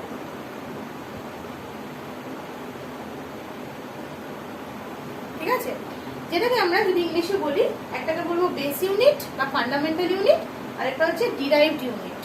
ঠিক আছে, মূল এককটা কি? মূল একক মানে হচ্ছে যে এককগুলো অন্য কোনো একের উপর নির্ভরশীল নয়। সোজা যদি বুঝতে চাই, অন্য কোনো একের উপর নির্ভরশীল নয়। লব্ধ একক বা ডিরাইভড ইউনিট কি? যেটা মূল একের উপর নির্ভরশীল। ঠিক আছে, যেমন মূল একক আমি কাদের বলবো? ভরের একককে আমি মূল একক বলবো। ঠিক আছে, দৈর্ঘ্যের একককে আমি মূল একক বলবো, সময়ের একককে আমি মূল একক বলবো। এই তিনটা আমরা অলরেডি পড়েছিলাম। লব্ধ একক কাদের বলবো? বেগের একককে আমি লব্ধ একক বলবো। ঠিক আছে, লিখতেই থাকি, যেমন ভর, সময়, দৈর্ঘ্য, এদের একককে আমি মূল একক বলবো। আর লব্ধ একক কি? লব্ধ একক হচ্ছে যেমন বেগ বলতে পারি, ত্বরণ, ভরবেগ, বল ইত্যাদি অনেক আছে লব্ধ একক। ঠিক আছে, এখানেও আমরা মূল একক আরো কতগুলো নাম পড়বো, নতুন নাম। আমরা ওখানে অলরেডি ভর, সময়, দৈর্ঘ্যের সাথে তড়িৎ প্রবাহ পড়েছিলাম। এখন আমরা আরো বেশ কয়েকটা মূল এককের নাম জানবো। আর এগুলো হচ্ছে লব্ধ একক। ঠিক আছে, এবারে কি করে আসে, কেন আমি মূল একক থেকে এদের লব্ধ একক কি কেন মূল একক থেকে ডিরাইভ বলছি, সেটা যদি আমি কোনো সিস্টেমের বাইরে গিয়ে বুঝতে চাই, সিস্টেম কোন দুটোই সিস্টেম, সিজিএস এবং এসআই, সিজিএস এবং এসআই এর বাইরে গিয়ে যদি আমি বুঝতে চাই যে কিভাবে লব্ধ একক মূল এককের উপর ডিপেন্ডেন্ট, তাহলে আমি চলে যাব এককের যে বেসিক স্ট্রাকচার, যেটাকে বলা হয় মাত্রা। ঠিক আছে, আচ্ছা ভালো কথা। মাত্রাতে যাওয়ার আগে আমরা একটা জিনিস জেনে নিই, সেটা হচ্ছে যে যখন আমরা কোনো একককে সেট করি তখন সেই একককে কি হিসেবে সেট করি। মানে আমি বলতে চাইছি, আমি একটা দৈর্ঘ্য মাপলাম, আমার কাছে একটা দৈর্ঘ্য রয়েছে। ঠিক আছে, এই দৈর্ঘ্যটা আমি সেন্টিমিটারে মাপবো না মিটারে মাপবো না কিলোমিটারে মাপবো, সেটা আমি কি করে সেট করব। ঠিক আছে, তার কতগুলো পয়েন্ট আছে দেখবে, যে মূল একককে আমরা কিভাবে সেট করতে পারি। প্রথম কথা হচ্ছে সুবিধাজনক হতে হবে। ঠিক আছে, সুবিধাজনক মানে বলতে কি, যেমন আমি একটা দৈর্ঘ্য মেপে সেটা আসলো 1000 মিটার। ঠিক আছে, ওই 1000, তখন আমি ওটাকে 1000 মিটার না লিখে আমি কি লিখবো, 1 কিলোমিটার। কেন? কারণ আমি অনেক ছোট সংখ্যা দিয়ে আমি ওই একই দৈর্ঘ্যকে বোঝাচ্ছি, কিন্তু অনেক ছোট সংখ্যা দিয়ে বোঝাতে পারছি। তাহলে এখানে সুবিধাজনক একক কোনটা? এখানে সুবিধাজনক একক হচ্ছে কিলোমিটার। ঠিক আছে, আচ্ছা কোন রকম ঝামেলার একক হলে হবে না, এমন একক হতে হবে যেটা আমি খুব সহজেই বোঝাতে পারি। ঠিক আছে, রিপ্রোডিউসেবল মানে কি, যেমন একটা একক থেকে আরেকটা এককে খুব সহজে আমি এখানে যেতে পারছি, তাই না? মিটার থেকে এককে যেতে, কিলোমিটারে যেতে গেলে কি করতে হয়, 1000 দিয়ে ভাগ করতে হয়। তোমরা মেট্রিক সিস্টেম করেছো ছোটবেলায়, এই 6-7 এ পড়তে পড়তে মেট্রিক সিস্টেম করেছো, সেখানে তোমরা জানো যে কিভাবে আমরা কি হয় ওই মিটার থেকে কিলোমিটারে, বা কি করে মিটার থেকে ডেসিমিটারে, সেন্টিমিটারে, মিলিমিটারে যায়, এই জিনিসগুলো আমাদের জানা, এবং সেগুলো খুব ইজি, তাই তো? কারণ 10-এর একটা কোনো পাওয়ার, সেই পাওয়ারের সাথে আইদার সেটা দিয়ে গুণ করতে হবে অথবা ভাগ করতে হবে। ঠিক আছে, ছোট ইউনিটে যেতে গেলে আমাকে গুণ করতে হবে, বড় ইউনিটে যেতে গেলে আমাকে ভাগ করতে হবে। যেমন এখানে মিটার থেকে কিলোমিটারে যেতে আমি 1000 দিয়ে ভাগ করেছিলাম, তাহলে এটা সুবিধাজনক। ঠিক আছে, রিপ্রোডিউসেবল মানে একটা একক থেকে আরেকটা একক আমি চট করে যেতে পারছি। ঠিক আছে, এবং সেটা মনে রাখাটাও সহজ। আরেকটা কি, স্পেস অ্যান্ড টাইমের সাথে ওটা ইউনিটটা চেঞ্জ হলে হবে না। ঠিক আছে, সেম থাকতে হবে। মানে আমি যেটা এককটাকে ধরছি, একক মানে বেসিক্যালি কি, একটা নির্দিষ্ট একটা দৈর্ঘ্যকে আমি নির্দিষ্ট ধরব, সেই দৈর্ঘ্যটা, যে দৈর্ঘ্যটাকে আমি নির্দিষ্ট ধরে তার কত গুণ এই দৈর্ঘ্যটা সেটা মাপবো, সেই এককটা চেঞ্জ হলে তো হবে না, সেই এককটা সময়ের সাথে সাথে চেঞ্জ হলে হবে না। ঠিক আছে, মানে কি বলতে চাইছি, আমি যখন এখানে 1000 মিটার লিখছি, তখন 1 মিটারকে ধরে, 1 মিটার দৈর্ঘ্যটা আমার কাছে নির্দিষ্ট, সেইটা ধরে তো আমি মেপেছি। এবার 1 মিটার দৈর্ঘ্যটাই যদি চেঞ্জ হতে থাকে সময়ের সাথে সাথে, তাহলে আমি কি করে বুঝবো যে আমার কাছে যে দৈর্ঘ্যটা আছে সেই দৈর্ঘ্যটা এক্স্যাক্টলি কত? সেটাকে আমি সবসময় 1000 মিটার লিখতে পারবো না তো। 1 মিটার আমি ধরো এইটুকু দৈর্ঘ্যকে আমি যদি 1 মিটার ধরি, এবার দেখা যাচ্ছে সময়ের সাথে সাথে এই দৈর্ঘ্যটা কখনো বাড়ছে কখনো কমছে, তাহলে তো হবে না। তাহলে এই 1 মিটার দৈর্ঘ্যটা একদম নির্দিষ্ট থাকতে হবে। সেই জন্যই তোমরা মনে করে দেখো, এরপরেও আসবো ওই সংজ্ঞাগুলোতে, মনে করে দেখো যে যখন আমরা পরিমাপের পদ্ধতিতে বিভিন্ন সংজ্ঞাগুলো করেছিলাম, যে 1 মিটার কাকে বলে, 1 সেকেন্ড কাকে বলে, 1 কেজি কাকে বলে, সেগুলোতে খুব সাংঘাতিক পরিমাণ থাকতো। মানে আমি যখন তোমাদের বয়সে পড়তাম তখন আমি ইজিলি ভাবতাম যে এইগুলো এত স্পেসিফিকেশন কেন, যেমন সেই মিটার বলতে বোঝাচ্ছে আলো এত সেকেন্ডে, মানে 1/, কি বলে 3/8 শূন্য, অত সেকেন্ডে কতটা দূরত্ব যাচ্ছে সেইটাকে 1 মিটার বলা হয়। বা 1 কেজি বলতে বোঝাচ্ছে প্ল্যাটিনাম ইরিডিয়াম কোনো একটা দণ্ড, সে একটা রয়েছে কোথায় প্যারিসে, সেইটার যে ভর সেইটাকে বলা হয় 1 কেজি। আমার খুব কনফিউশন লাগবে যে কেন এত কিছু বলে, এটা না বলে পাতি এমনি নর্মালি বললে হয় নাকি। এখন বুঝতে পারি, মানে পরের দিকে আস্তে আস্তে যখন জিনিসগুলোতে ঢুকেছি তখন বুঝতে পারি যে কেন ওই স্পেসিফিকেশনগুলো তো ইম্পর্টেন্ট। মানে 1 মিটারটা চেঞ্জ হলে হবে না। আলো হচ্ছে এমন একটা, মানে কি বলবো, আলোকে তো কখনো কণা কখনো আবার তরঙ্গ বলা যায়, সেটাও তোমরা বুঝবে। আলো হচ্ছে এমন একটা তরঙ্গ বলে আমি বলছি, তরঙ্গ যার গতিবেগটা একদম নির্দিষ্ট শূন্য মাধ্যমে, এখনো অবধি তার কোনো মানে এদিক ওদিক হয়নি, ঠিক আছে। শূন্য মাধ্যমে তার ইয়েটা একেবারে গতিবেগটা একদম নির্দিষ্ট, সে সেকেন্ডে এত মিটার যায়, ঠিক আছে। তাহলে এত মিটার যদি 1 সেকেন্ডে যায়, তাহলে 1 মিটার কত সেকেন্ডে যায় সেটা বেরিয়ে যাবে।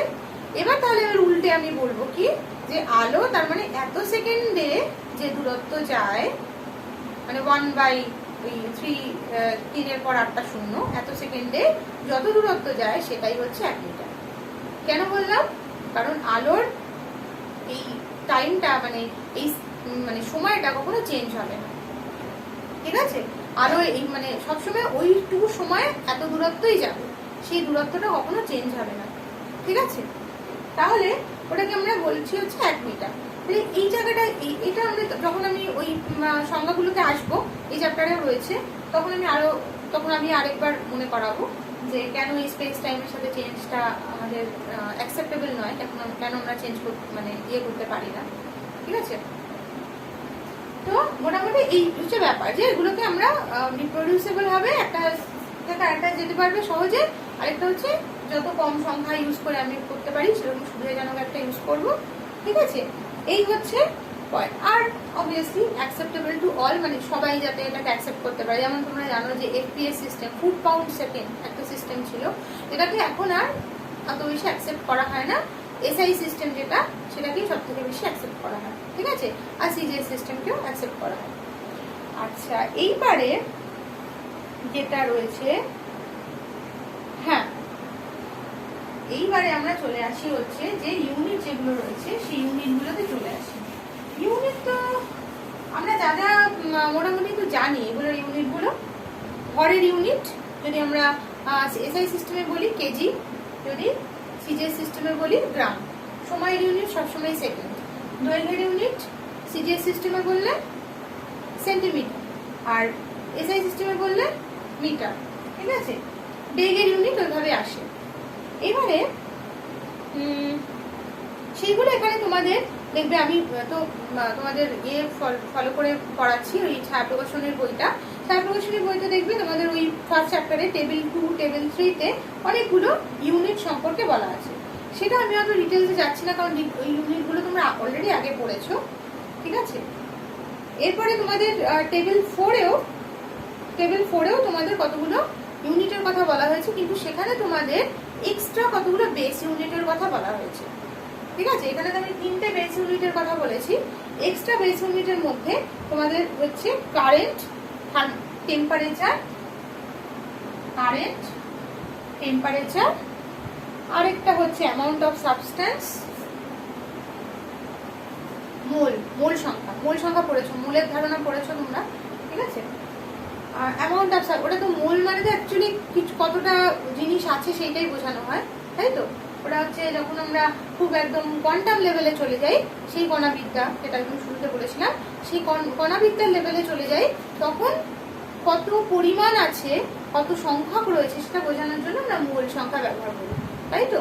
আর আলটিমেটলি এটা হচ্ছে অ্যামাউন্ট অফ সাবস্টেন্স, কোনো কিছুর পরিমাণ, ঠিক আছে। আর এটা হচ্ছে টেম্পারেচার, থার্মোডাইনামিক টেম্পারেচার, মানে টেম্পারেচার আর কি ধরে নাও। আর এটা হচ্ছে কারেন্ট। এইগুলো সবগুলোকে কিন্তু আমরা বেস ইউনিট বলে ধরে থাকি।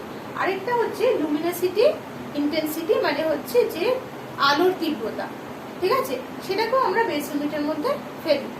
আপাতত তোমরা যেগুলো মোটামুটি পড়েছো সেই বেস ইউনিটগুলো আমরা মনে রাখছি। কি হবে, অনেক কিছু তোমরা এরকম হবে যে কোনো চ্যাপ্টারে নতুন হয়তো পড়ছো, মানে হঠাৎ করে তোমাদের মনে হতে পারে আচ্ছা এটা মনে রাখাটা খুব মানে টাফ, ওটা নিয়ে তখন ভাববে না, তখন এগিয়ে যাবে, মানে যেগুলো তুমি সহজে মনে রাখতে পারছো, যেগুলো অলরেডি পড়েছো সেইগুলো নিয়ে এগিয়ে যাবে। পরবর্তীকালে যখন ওই জিনিসগুলো সম্পর্কে তোমরা পড়বে, যেমন লুমিনোসিটি ইন্টেন্সিটি, আলো তীব্রতা সম্পর্কে যখন পড়বে, তখন ওই টার্মটা তোমাদের কাছে একেবারে জলভাত হয়ে যাবে, তখন ওই বেস ইউনিট হিসেবে ওটাকে মনে রাখার কোনো ব্যাপারই হবে না। ঠিক আছে? আচ্ছা, এইবারে মেইন যে জায়গাটা আমি আসতে চাইছি সেটা হচ্ছে, আচ্ছা এবার যেটা রয়েছে তোমাদের, এটা তোমরা সবাই ছোটবেলা থেকে একদম ঠিক করে এসেছো, মানে শেখানোর কিচ্ছু নেই, কিন্তু তাও প্রশ্ন আসতে পারে এবং লোকে ভুলও করতে পারে। কিছু কিছু কমন ভুল আমি যেমন পেয়েছি সেটা হচ্ছে সিম্বলস অফ ইউনিট। মানে কি, ইউনিট গুলো আমরা কিভাবে লিখি, তোমরা ম্যাক্সিমাম এগুলো ঠিকই করো, কিছু ভুল নেই। যেমন কি বলছে, একটা উদাহরণ দিয়ে বলছে, যেমন সেন্টিমিটার, ঠিক আছে, বা সেন্টিমিটার ডট। আমি ধর 100 লিখলাম, 100 লিখে আমি এইভাবে লিখলাম 100 সেন্টিমিটার সি ডট এম অথবা সিএম ডট, এটা অ্যাকসেপ্টেবল নয়। ঠিক আছে, আমাকে 100 সেন্টিমিটার লিখতে গেলে আমি এইভাবেই লিখি। আরেকটা কি অ্যাকসেপ্টেবল নয়, আমি জানি যে 100 সেন্টিমিটার মানে হচ্ছে 100 গুণ 1 সেন্টিমিটার, তাই তো 100টা 1 সেন্টিমিটার আছে বলে আমি সেটাকে 100 সেন্টিমিটার লিখছি। তাহলে সেই 100 সেন্টিমিটার আমার মনে হতে পারে যে যেহেতু এটা প্লুরাল, 100টা 1 সেন্টিমিটার, আমি সেন্টিমিটার সেকেন্ড লিখলাম, সিএমএস লিখলাম। ঠিক আছে, ফ্রুটস এর মতো ফ্রুটস ওরকমের মতো লিখলাম, এটাও অ্যাকসেপ্টেবল নয়। ঠিক আছে, আচ্ছা আরেকটা কি, এই জিনিস কখনোই এই ইউনিট কখনোই ইটালিক্সে লেখা যায় না। ইটালিক্স মানে কি, যে বাঁকা অক্ষরে যেটা লিখি, এটা কখনোই লেখা যায় না, একেবারেই অ্যাকসেপ্টেবল নয়। কোনগুলো অ্যাকসেপ্টেবল নয় সেটা বলে দিচ্ছি, তাহলেই তো বাকিগুলো কোনটা অ্যাকসেপ্টেবল তোমরা বুঝতেই পারবে। ইটালিক্সে কখনোই এটা অ্যাকসেপ্টেবল নয়। ঠিক আছে, এবার নেক্সট আরেকটা কি হচ্ছে, যেমন কেউ জিজ্ঞেস করে যে প্রেশার কতটা রয়েছে বা কত পরিমাণ বল প্রয়োগ হয়েছে, তো আমি সেখানে যে সমস্ত কিছু কিছু ইউনিট আছে যেগুলো হচ্ছে যে মানে তৈরি করেছে ইউনিটটা, তার ওই সম্পর্কে যে মানে যে বিজ্ঞানী আর কি তাতে কন্ট্রিবিউশন রয়েছে, সেই বিজ্ঞানী নাম অনুসারে রয়েছে। যেমন নিউটন পার মিটার স্কয়ার বা পাস্কাল, চাপের একক। ঠিক আছে, আমি কত পরিমাণ চাপ আছে দিক থেকে লিখলাম 100 পাস্কাল। আমি সবগুলো 100 এই জন্য লিখছি কারণ 100 ইজ নট ইম্পর্টেন্ট, আমাদের ইউনিটটা ইম্পর্টেন্ট, এটার দিকে চোখ দেওয়ার দরকার নেই। ঠিক আছে, পাস্কাল তখন আমরা ইউনিটটা লিখবো, তখন প্রথমটা থাকবে ক্যাপিটালে, পরেরটা থাকবে স্মলে। এটা হচ্ছে যখন আমি কারণ নাম অনুসারে লিখবো। সিমিলারলি আমি যদি নিউটন লিখি, নিউটনের নাম অনুসারে যেহেতু সেই জন্য ক্যাপিটাল এন আছে। মানে এটা হলে আমাদের কোয়েশ্চেন আসতেই পারতো, কখনো আসেনি, ঠিক আছে, কোয়েশ্চেন আসতেই পারতো যে আচ্ছা এগুলো সেন্টিমিটারগুলো ছোট অক্ষরে, এটা কেন বড় অক্ষরে লেখা হয়, মানে এই কারণে লেখা হয় আর কি। ঠিক আছে, এবং এটা বড় অক্ষরে, বড় হাতের অক্ষরে লিখতে হয়। আচ্ছা আর কি আছে প্রবলেম, সবগুলো পয়েন্ট মনে রাখা ঝামেলা, তাই না? আচ্ছা হ্যাঁ, এইটা খুব কমন, সেটা কি কেলভিনের আগে ডিগ্রি বসানো। এইটা কিন্তু এই ভুলটা কিন্তু আমি অনেকেরই পেয়েছি। 273 ডিগ্রি কেলভিন, ডিগ্রি কখনোই বসে না কেলভিনের আগে। ঠিক আছে, এটা হবে শুধু 273 কেলভিন। তো এইরকম কতগুলো পয়েন্ট রয়েছে যে পয়েন্টগুলো আমাদেরকে মনে রাখতে হবে। এবার এই পয়েন্টগুলো আমার মনে হয় না যে এগুলো দিয়ে কোনো প্রশ্ন আসতে পারে বলে, সিম্বলস অফ ইউনিট গুলো জাস্ট তোমাদের জানার জন্য, যে যাতে তোমরা ঠিকঠাক ভাবে লিখতে। ঠিক আছে, আচ্ছা টেবিল 5 এ তোমাদের কতগুলো প্রিফিক্স এবং সাফিক্স দিয়ে দেওয়া হয়েছে। আমার খুব একটা ইম্পর্টেন্ট কিছু লাগছে না এর মধ্যে, তোমরা সবাই জানো মেট্রিক সিস্টেম তোমরা ছোটবেলায় করে এসেছো। বেসি মানে 10 টু দি পাওয়ার কত, মানে মিটারের হিসেবে আমি যদি করি, হ্যাঁ। আর ইয়ে মানে কত সে তোমরা জানো, ঠিক আছে। আচ্ছা নেক্সট যদি চলে আসি, নেক্সট পার্ট হচ্ছে এইবার আসে আসল জায়গায় মাত্রা। মাত্রা মানে হচ্ছে এককের কঙ্কাল, ঠিক আছে, এককের স্ট্রাকচার। যে স্ট্রাকচারটা জানলে আমি যে কোনো ইউনিটে মানে যে কোনো সিস্টেমে আমি খুব সহজে এককটা লিখতে পারবো, ঠিক আছে। আমার আলাদা আলাদা করে এখন অব্দি, এর আগে অব্দি কি হচ্ছিল, মানে ক্লাস 9-এর আগে অব্দি আমি বলছি, 9-এ তো তোমরা মাত্রা প্রথম করেছো, 9-এর আগে অব্দি ও এসআই ইউনিট হচ্ছে আর কেজি, আর সিজিএস ইউনিট হচ্ছে গ্রাম, আলাদা করে মনে রাখতে হতো, বা বেগের একক ওইভাবে আলাদা করে মনে রাখতে হতো, মিটার প্রতি সেকেন্ড, সেন্টিমিটার প্রতি সেকেন্ড। মাত্রা হচ্ছে এমন একটা স্ট্রাকচার, যে স্ট্রাকচারটার বেসিক স্ট্রাকচার, সেটাকে শিখলে পরে আমি খুব সহজে কিন্তু যে কোনো ইউনিটে মানে যে কোনো সিস্টেমে আমি ইউনিটটা লিখতে পারবো, ঠিক আছে। তাহলে এটা খুব ইম্পর্টেন্ট। যেমন আমরা এখানে মাত্রা, আমি যদি বিভিন্ন রাশির মাত্রা লিখি, যেটা তোমাদের অলরেডি প্রথমে অলরেডি টেবিল 7-এ দেখবে তোমাদের একদম একদম ইয়ে দেওয়া আছে, পরপর পরপর অনেকগুলো মাত্রার কথা লেখা আছে, ঠিক আছে। সেই মাত্রাগুলো তোমরা সবগুলোই ইম্পর্টেন্স দেবে, সবগুলোই তোমাদের মনে রাখা দরকার আছে। ইনিশিয়ালি যেগুলো মাত্রা মনে রাখার আমি যেটা সহজ পন্থা বলে থাকি সবসময়, সেটা কি, যে সংজ্ঞাটা মনে রাখো। সংজ্ঞাটা মনে রাখলেই মাত্রা মনে থাকবে, ঠিক আছে। সংজ্ঞাটা ভুলে গেলেই এমনিতেই আমাদের সংজ্ঞা মনে রাখতে হবে, কারণ যে কোনো সময় সংজ্ঞা আসতে পারে পরীক্ষায়। সংজ্ঞা মনে থাকলেই মাত্রা মনে থাকবে। যেমন কি আমি জানি যে মাত্রাও যেরকম আমরা যে বেস ইউনিট আছে, যে বেস ইউনিটের মাত্রাগুলো হচ্ছে বেসিক মাত্রা। এম এটা হচ্ছে ভরের মাত্রা, এল এটা হচ্ছে দৈর্ঘ্যের মাত্রা, আর টি এটা হচ্ছে সময়ের মাত্রা,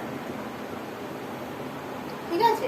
এছাড়া একটু আগে আমরা যেটা বললাম ওই থার্মোডাইনামিক উষ্ণ ইয়েগুলো আসছি, আগে এইগুলো সম্পর্কে আমি যদি জানি, তাহলে ভরের মাত্রা থেকে আমি খুব সহজে অনেকগুলো মাত্রা লিখতে পারবো। আর দৈর্ঘ্যের মাত্রা দিয়ে তুমি অনেকগুলো মাত্রা লিখতে পারবো, যেমন কি দৈর্ঘ্য একটা দৈর্ঘ্য, প্রস্থ একটা দৈর্ঘ্য, তাই তো আলটিমেটলি তো দৈর্ঘ্য। আমি কোনো জায়গায় দূরত্ব মাপি, সরণ মাপি, সেগুলো সবই দৈর্ঘ্য। তাহলে দৈর্ঘ্যের যা দৈর্ঘ্যের মাত্রা মানেই সেগুলো দূরত্বের মাত্রা, সেটা সরণের মাত্রা, সেটা প্রস্থের মাত্রা, ঠিক আছে। তাহলে অনেকগুলোর সাথে আমরা দৈর্ঘ্যের মাত্রা কিন্তু ইয়ে করতে পারি। বা মনে করে দেখো তোমরা শব্দ পড়েছিলে, শব্দের যে তরঙ্গ দৈর্ঘ্য, সেই তরঙ্গ দৈর্ঘ্যটাও একটা দৈর্ঘ্য। পৃথিবীর যত দৈর্ঘ্য আছে সবের মাত্রা হচ্ছে এল, ঠিক আছে। এটা নিয়ে তোমাদের ইয়েতেও রয়েছে টেবিল 8-এ, মানে পরের পেজে টেবিল 8-এও একটা খুব সুন্দর করে দেওয়া আছে। ছাত্রদর্শনী বইটার কথাই বলছি। এখানে সেম মাত্রা কোন কোন ভৌত রাশি সেগুলো সব আলাদা আলাদা করে দেওয়া আছে, ঠিক আছে। আচ্ছা ইনিশিয়ালি আমরা এটাতে আসি, যেমন দৈর্ঘ্য থেকে, এবার দৈর্ঘ্য থেকে কি কি, এগুলো তো সব বেস ইউনিটের মাত্রা। এবার লব্ধ এককের মানে ডিরাইভড ইউনিটের মাত্রাগুলো কি কি, যেমন এরিয়া, ঠিক আছে। এরিয়ার কি হবে মাত্রা এল স্কয়ার, আয়তনের মাত্রা কি হবে এল কিউ, এভাবে চলতে থাকবে, ঠিক আছে। আমি যদি এর আর টি মিশিয়ে কোনো মাত্রা তৈরি করতে চাই, সেটা কার কার মাত্রা হবে, যেমন বেগের মাত্রা কি হয়, বেগের মাত্রা এল টু দি পাওয়ার -1, ঠিক আছে। আচ্ছা ত্বরণের মাত্রা এল টি টু দি পাওয়ার -2, এবং খুব ভালো করেই তোমরা জানো ত্বরণের যা মাত্রা মন্দনেরও তাই মাত্রা, ঠিক আছে। আচ্ছা এম আর এল মিশিয়ে যদি বলতে চাই, আমরা জানি এম এল টু দি পাওয়ার -3, এটা কিসের মাত্রা, এটা হচ্ছে ঘনত্বের মাত্রা, ঠিক আছে। আচ্ছা এবার আমি যদি তিনটাকে মিশিয়ে বলতে চাই M L to the power -1, এটা কিসের মাত্রা, এটা ভরের মাত্রা, আর এটা বেগের মাত্রা। তাহলে এটা কিসের মাত্রা, ভর বেগের মাত্রা, ঠিক আছে। মানে মাত্রা দেখেও তোমরা ধরো মনে নেই মাত্রা, একটা মাত্রা দিয়ে দিয়েছে, এটা কিসের মাত্রা কি করে বুঝবে, দেখবে যে ওর মধ্যে কি কি বেস ইউনিট আছে। যেমন এল টু দি পাওয়ার -2 আমার মনে নেই, ঠিক আছে। আমি কি করব, ও এল তো একটা মাত্রা, এল কিসের মাত্রা, দৈর্ঘ্যের মাত্রা। আচ্ছা দেখি তো এসআই ইউনিটে এর কিভাবে লেখা যায়, এসআই ইউনিটকে মানে এল কে এসআই ইউনিটে কিভাবে লেখা যায়, মিটারে লিখবো। আচ্ছা টি তো সময়ের মাত্রা, এটি কিভাবে লেখা যায়, এস টু দি পাওয়ার -2, মানে এটা আলটিমেটলি কি m/a²। ও এটা তো মিটার পার সেকেন্ড স্কয়ার, তার মানে এটা আসলে ত্বরণ। বোঝা গেছে? মানে হঠাৎ অনেক কিছু মনে না থাকতে পারে, কিন্তু মাত্রার এই সিস্টেমটার সুবিধাটা হচ্ছে আমি যদি বেসিক 3টে জিনিস জানি এবং এটা কাদের কাদের মাত্রা সেটা জানি, আর আমি যদি কাকে বলে গুলো জানি, তাহলে আমি খুব সহজেই যে কোনো মাত্রা, এটা কিসের মাত্রা বার করতে পারবো, ওটাকে ইউনিটে কনভার্ট করে, এককে কনভার্ট করে। সেটা আমি আমার সুবিধা মতো করবো, কোন সিস্টেমে করবো আমার সুবিধা। শুধু গন্ডগোল করলে হবে না কি, আমি যদি এসআই এবং সিজি একটাকে আমি এসআই ইউনিটে লিখলাম আর একটাকে সিজিএস ইউনিটে লিখলাম, তাহলে হয়ে যাবে গন্ডগোল। যেমন আমি m/l⁻³ এটা কিসের মাত্রা আমি বুঝতে পারছি না, এবার এটাকে আমি কি করছি, এটাকে আমি এককে নিয়ে যাচ্ছি। এভাবে নিতে গিয়ে কি করছি, m কে লিখলাম কেজিতে আর l কে লিখলাম সেন্টিমিটার। আমি আবার বাংলায় লিখছি, আরো মানে যত জবাব কিছু ছিল আরো বেশি জবাব হচ্ছে। তাহলে তো আমার মনে হবে ওরে বাবা কি হচ্ছে, কেজি আর এটা হচ্ছে সেন্টিমিটার⁻³ এবার তারপরে সারাদিন বসে ভাবছি যেটা কিসের একক, তাহলে তো হবে না। যাদের আছে তাদের আমার এক্সাক্ট মানে সেম ইউনিটে মানে সেম সিস্টেমেই আমাকে এককগুলো লিখতে হবে, তবে আমি বুঝতে পারবো। যে মুহূর্তে আমি এখানে সেন্টিমিটারের বলে মিটার লিখবো, তখন বুঝবো ও আছে যে কেজি⁻⁻⁻⁴, তাহলে হচ্ছে অ্যাকচুয়ালি এটা হচ্ছে কেজি/মিটার কিউব, তার মানে এটা হচ্ছে ঘনত্বের একক, ঘনত্বের মাত্রা। ঠিক আছে? তাহলে কোনো মাত্রা দিয়ে অনেক সময় যদি ইয়ে দিয়ে দেয় মানে, তাহলেও আমরা সহজে বুঝতে পারবো। একটা কোনো মাল্টিপল চয়েস দিয়ে দিল হয়তো। তেমনি এখান থেকে আমরা কি বুঝতে পারবো এটা কিসের মাত্রা। m হচ্ছে কিসের মাত্রা, ভরের মাত্রা। l⁻⁻⁻1 কিসের মাত্রা, বেগের মাত্রা। তার মানে এটা হচ্ছে ভরবেগের মাত্রা। সিমিলারলি m/l⁻² কি, m হচ্ছে ভরের মাত্রা, এটা হচ্ছে ত্বরণের মাত্রা। ভর আর ত্বরণ গুণ করলে কি আসে, বল আসে, আমরা এটা হচ্ছে বলের মাত্রা। ঠিক আছে? তাহলে এইভাবে আমরা মাত্রাগুলো বুঝে গেলাম। এবার এইখানে তোমাদের এই টেবিল 7-এ যে যে মাত্রাগুলো রয়েছে তার মধ্যে কয়েকটা সম্পর্কে তোমরা নতুন জানছো, মানে অ্যাকচুয়ালি এগুলো মানে কাকে বলে তোমরা জেনেছো, কিন্তু এগুলোর মাত্রা আলাদা করে আমি তো অন্তত আমার স্কুলে পড়াইনি। যেমন কোএফিসিয়েন্ট অফ ভিসকসিটি মানে হচ্ছে সান্দ্রতা। ঠিক আছে? সান্দ্রতার মাত্রা আমি পড়াইনি। ফ্রিকোয়েন্সির মাত্রাটা পড়ানোর সময় আমি পড়াইনি, কম্পাঙ্কর মাত্রা আমি পড়াইনি অন্তত। আচ্ছা, লাস্টে যেমন অ্যাঙ্গেল রয়েছে, সলিড অ্যাঙ্গেল রয়েছে, সেই দুটোতে আসছি। থার্মাল ক্যাপাসিটি বা তাপগ্রাহিতার মাত্রাও কিন্তু আমি অন্তত পড়াইনি। আর হচ্ছে কি বাকিগুলো ঠিক আছে। ঠিক আছে? ইয়ে দেয়নি তোমাদের সারফেস টেনশন, হ্যাঁ সারফেস টেনশনের মাত্রা কিন্তু আমি পড়াইনি। তাহলে এই যে মাত্রাগুলো, এই মাত্রাগুলো আমরা নতুন শিখছি। ঠিক আছে? একটা হচ্ছে পৃষ্ঠটানের ক্ষেত্রে মাত্রা, একটা কোএফিসিয়েন্ট অফ ভিসকসিটির মাত্রা, একটা হচ্ছে অ্যাঙ্গেল এবং সলিড অ্যাঙ্গেলের মাত্রা, আরেকটা হচ্ছে কি তাপগ্রাহিতার মাত্রা, আরেকটা হচ্ছে ইলেকট্রিক কারেন্ট। তাহলে এইগুলো আমাদের একটু নতুন করে মুখস্থ করতে হবে যে কোনটা কি। ঠিক আছে? তাও আমি যদি খুব সহজে আমি কিভাবে মুখস্থ করতে হয়, কাকে বলে গুলো মনে রাখি, কাকে বলে আমাদের এমনি মনে রাখতে হবে, তাহলেই কিন্তু আমরা খুব সহজে পৃষ্ঠটানের মাত্রা বা কি বলে সান্দ্রতার মাত্রা এগুলো মনে রাখতে পারবো। ঠিক আছে? যেমন সারফেস টেনশনে কি হয়, প্রতি ইউনিট লেন্থে প্রতি একক দৈর্ঘ্যে যে পরিমাণ বল প্রয়োগ হয়, তাই তো? সেটাই তো সারফেস টেনশন। তার মানে হচ্ছে ফোর্স বা বল বাই দৈর্ঘ্য, বল বাই দৈর্ঘ্য, প্রতি ইউনিট দৈর্ঘ্যে কত পরিমাণ বল প্রয়োগ হয়। তাহলে কি হবে, বলের মাত্রা লিখবো, এটা আমি সারফেস টেনশনের মাত্রা লিখছি, বলের মাত্রা লিখবো আর দৈর্ঘ্যের মাত্রা লিখবো। আমরা আলটিমেটলি হচ্ছে m⁻², এটা হচ্ছে পৃষ্ঠটানের মাত্রা। ঠিক আছে? এবার চলে যাচ্ছি, যদি আমি এতে যাই, সাপোজ তাপগ্রাহিতা। ঠিক আছে? কত পরিমাণ তাপ শক্তি গৃহীত হলো। ঠিক আছে? প্রতি ইউনিট তাপগ্রাহিতা মানে কি, এক যে কোনো একটা বস্তুর 1 ডিগ্রি সেন্টিগ্রেড উষ্ণতা বৃদ্ধির জন্য কত পরিমাণ তাপ গৃহীত হলো। তার মানে বেসিক্যালি কি, তাপ শক্তি বাই হচ্ছে উষ্ণতা বৃদ্ধি। ঠিক আছে, এবার তাহলে উপরটা কি, শক্তির তো একটা ফর্ম, শক্তির জায়গা তাপ শক্তিরও তাই একক, তাহলে সেটা কি হয়, শক্তির একক হচ্ছে mL/T⁻², তাই তো। আর উষ্ণতা বৃদ্ধি হচ্ছে থিটা দিয়ে ভাগ করলাম, তাহলে এটা কত হলো mL/T⁻², θ⁻1। ঠিক আছে, এইভাবে আমরা মনে রাখবো। আচ্ছা, অ্যাঙ্গেল আর সলিড অ্যাঙ্গেল, সলিড অ্যাঙ্গেল জিনিসটা কি সেটা আমি একটু বলি।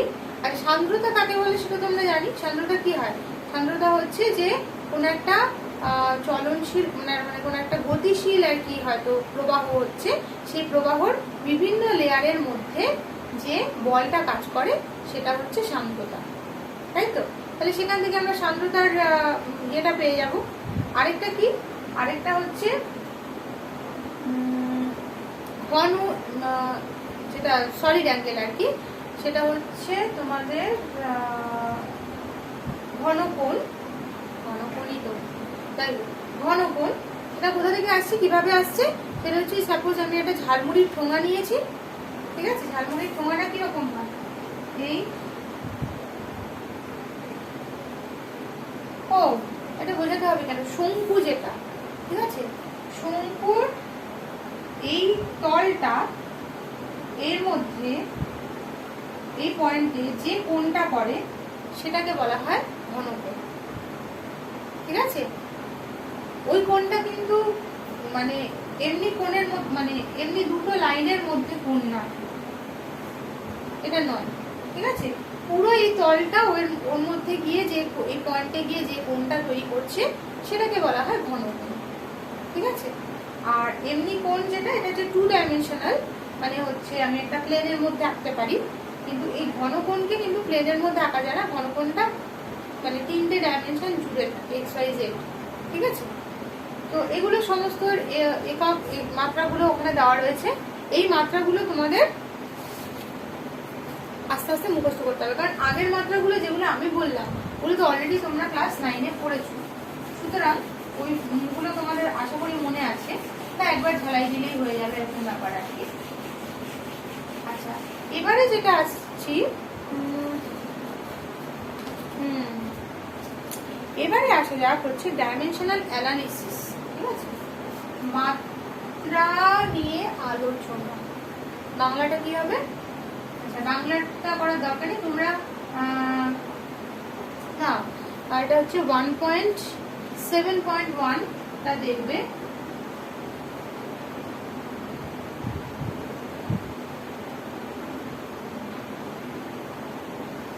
ঠিক আছে, ডাইমেনশনাল অ্যানালিসিস মানে কি, মানে মাত্রা নিয়ে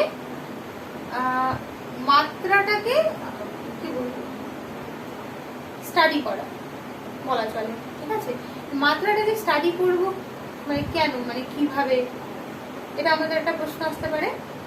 প্রথম কথা হচ্ছে যে যখনই আমরা কোনো একটা ইকুয়েশন লিখি, এগুলো আমরা আগে অতটা খেয়াল করিনি, এখন খেয়াল করব। যে কোনো সময় আমরা যখন কোনো একটা ইকুয়েশন লিখি, বা আমরা দু ধরনের জিনিস যেটা আমরা ক্লাস 9-এ পড়েছি ওখান থেকেই আসি। একটা হচ্ছে পলিনোমিয়াল পড়েছি আমরা, fx equal to something, fx equal to 1 plus 2x plus 3x square, এই টাইপের একটা পলিনোমিয়াল। বা এটাকে আমি যদি a b দিয়ে লিখি, এটা a, এটা bx plus cx square, এভাবে দিয়ে লিখি। আরেকটা কি পড়েছি আমরা, বিভিন্ন ইকুয়েশনস পড়েছি, ইকুয়েশন সলভ করেছি, তাই তো। যেমন x plus y equal to 3, অথবা আমরা এরকম লিখেছি x plus y equal to z, এরকম একটা ইকুয়েশন হতে পারে। এবার আমরা প্রত্যেকের এদের ডাইমেনশনাল অ্যানালিসিস করব। ডাইমেনশনাল অ্যানালিসিস মানে কি, মানে যখন কোনো একটা পলিনোমিয়াল আমরা লিখব, এগুলো আমরা আগে অতটা ভাবিনি, পলিনোমিয়াল ইউজটা কখন হয়। পলিনোমিয়াল একটা অঙ্কের জিনিস, কিন্তু এই জিনিসগুলো আসলে অঙ্ক বেসিক্যালি হচ্ছে বিজ্ঞানেরই ভাষা, মানে অঙ্কে আমরা যে যে টেকনিকগুলো শিখবো সেগুলো আলটিমেটলি বিজ্ঞানের বিভিন্ন ব্রাঞ্চে আমরা ইউজ করব, ঠিক আছে?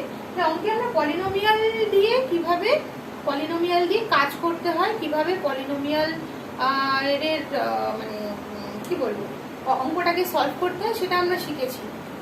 এবারে এই প্রবলেমগুলো দেখা যাবে যে বিভিন্ন মানে বিজ্ঞানের বিভিন্ন ব্রাঞ্চে আমরা যে প্রবলেমগুলো পাই সেই প্রবলেমগুলোকে আমরা কিন্তু এই পলিনোমিয়াল দিয়েই সলভ করতে পারবো, এরকম আসবে হয়তো পরবর্তীকালে।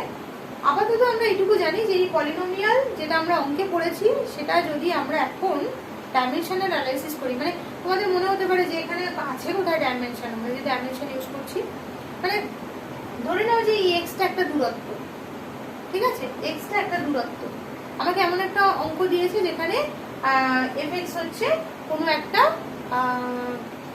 একটা বস্তুর কোন একটা বস্তু কতটা দূরত্ব যাচ্ছে সময়ের সাথে সাথে, ও কতটা দূরত্ব যাচ্ছে, এফএক্স হচ্ছে সেইটা, ঠিক আছে? এফএক্স হচ্ছে সেইটা যে সময়ের সাথে সাথে ও কতটা দূরত্ব যাচ্ছে, ওর গতিটা আলোচনা করা হচ্ছে, ঠিক আছে? তাহলে আমি এখানে কি এফএক্স ইকুয়াল টু কি লিখছি, a plus bx plus cx square, যে এইরকম একটা ট্র্যাজেক্টরি বরাবর, ঠিক আছে, এইরকম একটা গতিপথ বরাবর ওই বস্তুটা সময়ের সঙ্গে সঙ্গে এগিয়ে যাচ্ছে, ওই কণাটা সময়ের সঙ্গে সঙ্গে এগিয়ে যাচ্ছে। ঢুকে গেলাম ফিজিক্সে, ঠিক আছে? এইবারে এখান থেকে আমরা ডাইমেনশনাল অ্যানালিসিসটা কি হবে, ডাইমেনশনাল অ্যানালিসিস বলছি যে যখনই দুটো কি তিনটে বস্তুর মধ্যে যোগ হচ্ছে, যখনই দুটো কি বলে দুটো এরকম অংশের মধ্যে যোগ হচ্ছে, যেমন এ এর সাথে bx যোগ হচ্ছে, bx এর সাথে cx স্কয়ার যোগ হচ্ছে, যখন যোগ হচ্ছে তখন এদের প্রত্যেকের ডাইমেনশন সেম হতে হবে, তা না হলে এরা যোগ হতে পারবে না, ঠিক আছে? কেন নিজেরাই ভেবে দেখো, এটা একটা আমি fx ইকুয়াল টু bx বলছি, ঠিক আছে? এবার এটা যদি একটা দৈর্ঘ্য হয় আর এটা যদি একটা দৈর্ঘ্য হয়, এটা যদি একটা দৈর্ঘ্য হয় আর এটা যদি একটা দৈর্ঘ্য না, সাপোজ এটা যদি একটা ভর হয়, দৈর্ঘ্যের সাথে ভর কি কখনো যোগ হতে পারে? কখনো যোগ হতে পারে না, ঠিক আছে? বা দৈর্ঘ্যের সাথে ত্বরণ বা দৈর্ঘ্যের সাথে বেগ কখনো যোগ হতে পারে না। তার মানে এটা যদি একটা দৈর্ঘ্য বোঝায় তাহলে এটাও একটা দৈর্ঘ্য বোঝাবে, তার মানে এই টোটালটার যা ডাইমেনশন, এই ডাইমেনশন সেম হতে হবে, ঠিক আছে? তাহলে এইবারে আমি সাপোজ ধরে নিলাম যে cx স্কয়ার এর ডাইমেনশন কত হবে, x তো দূরত্ব বোঝাচ্ছে, তাহলে এই ডাইমেনশন নিশ্চয়ই c ইনটু l স্কয়ার হতে হবে। c কে আমি ধরে নিলাম একটা ডাইমেনশনলেস কোয়ান্টিটি, ঠিক আছে? ওই যে এককবিহীন রাশি, এককবিহীন রাশিগুলো কোথা থেকে আসে, মাত্রাহীন রাশি যারা হয় আলটিমেটলি তারাই এককবিহীন রাশি হয়, আসছি ওটাতে। তো এটা আমি সি কে ধরে নিলাম যেটা একটা এককবিহীন রাশি, মাত্রাবিহীন রাশি, জাস্ট একটা ধ্রুবক, একটা সংখ্যা। তাহলে এর ডাইমেনশন কত, এর ডাইমেনশন হচ্ছে l স্কয়ার।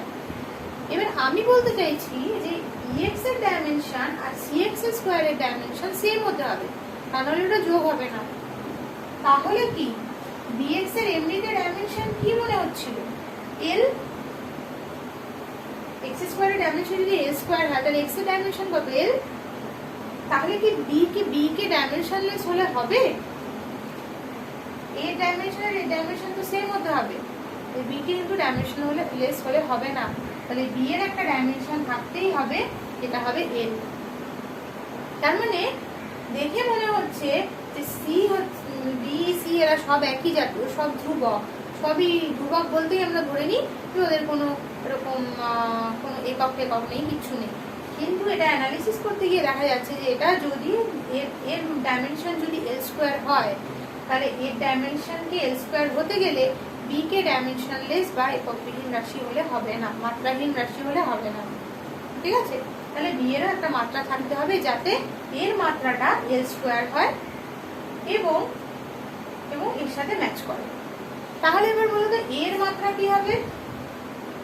আচ্ছা, একটা জিনিস, মাত্রা বোঝানোর সময় আমরা এর মধ্যে থার্ড ব্র্যাকেট ইউজ করি, মানে যার মাত্রা বোঝাচ্ছি তাকে একটা থার্ড ব্র্যাকেটের মধ্যে রাখি, দিয়ে আমরা বোঝাই যে এর মাত্রা, তার মানে এর মাত্রা হচ্ছে এটা।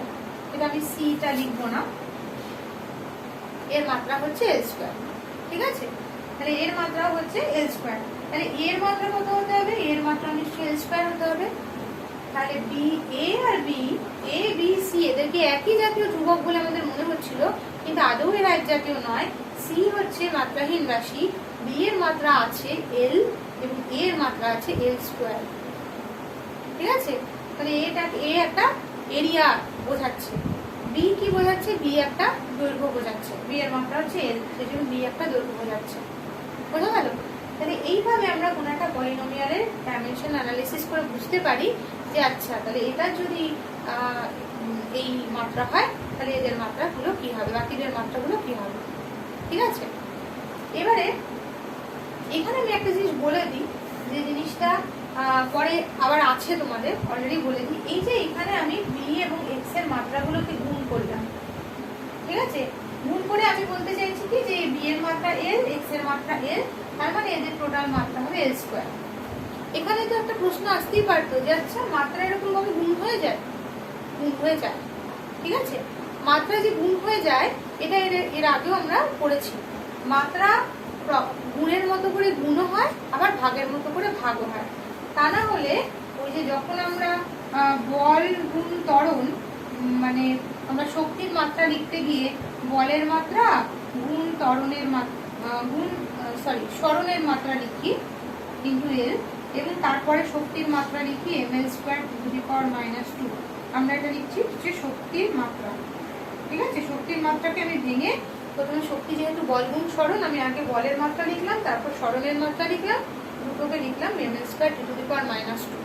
এই যে এল আর এল গুণ হলো, তার মানে কি ডাইমেনশন বা মাত্রা প্রপারলি গুণের মতো করে গুণ হতে পারে।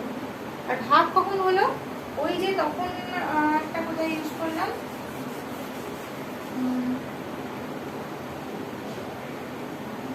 একটু আগে বলে সারফেস টেনশনে ব্যবহার করলাম। হ্যাঁ, সারফেস টেনশনে বা পৃষ্ঠ টানের ক্ষেত্রে আমরা কি করলাম? আমরা কি বলে বল বাই কি করলাম? দৈর্ঘ্য করলাম, তাই না? দৈর্ঘ্য করলাম, পার ইউনিট দূরত্বতে কত পরিমাণ বল প্রয়োগ হচ্ছে, দিয়ে আমরা এল এল কেটে দিলাম, কেটে দিয়ে এর মাত্রা লিখলাম m t to the power -2। সেটা তো এই জন্যই পারলাম কারণ এল মাত্রা কিন্তু প্রপারলি ভাগ হয় বলেই এদেরকে আমরা এরকম কাটাকুটি করতে পারলাম। ঠিক আছে, এটা একটা ইম্পর্টেন্ট পয়েন্ট। তো পরে আছে তোমাদের, এখন যেহেতু পড়ালাম অলরেডি বলে দিলাম। আচ্ছা, এবারে চলে আসি যে যদি কোনো একটা ইয়ে হয়, এটা তো আমরা দেখলাম যে পলিনোমিয়ালে কিভাবে যোগ হতে পারে। আচ্ছা, এখানে একটা জিনিস থাক, এমনি বলতে suppose x plus y equal to 2। ঠিক আছে, তাহলে 2টা হচ্ছে একটা এমনি সংখ্যা, একটা ধ্রুবক। তাহলে 2 এর কি কোনো মাত্রা আছে? মাত্রা নেই। 2 এর যেহেতু মাত্রা নেই, সেই জন্য x আর y এদেরও কোনো মাত্রা থাকবে না। ঠিক আছে, তা না হলে কি একটা যদি মাত্রা থাকে আর y এর যদি মাত্রা না থাকে তাহলে তো এটা যোগই হতো না। ঠিক আছে, তাহলে ডান দিকে যদি কোনো মাত্রা না থাকে তাহলে বাদিকের একটারও কোনো মাত্রা থাকবে না। আর যদি ডান দিকে থাকবো যেরকম থাকতো x plus y equal to z, তাহলে কি হতো? x এর যা মাত্রা y এরও তাই মাত্রা, তা না হলে যোগ হতো না, এবং জেড এরও তাই মাত্রা। তাহলে x এর মাত্রা যদি সাপোজ l হয়, y এর মাত্রাও হবে l এবং z এর মাত্রাও হবে l।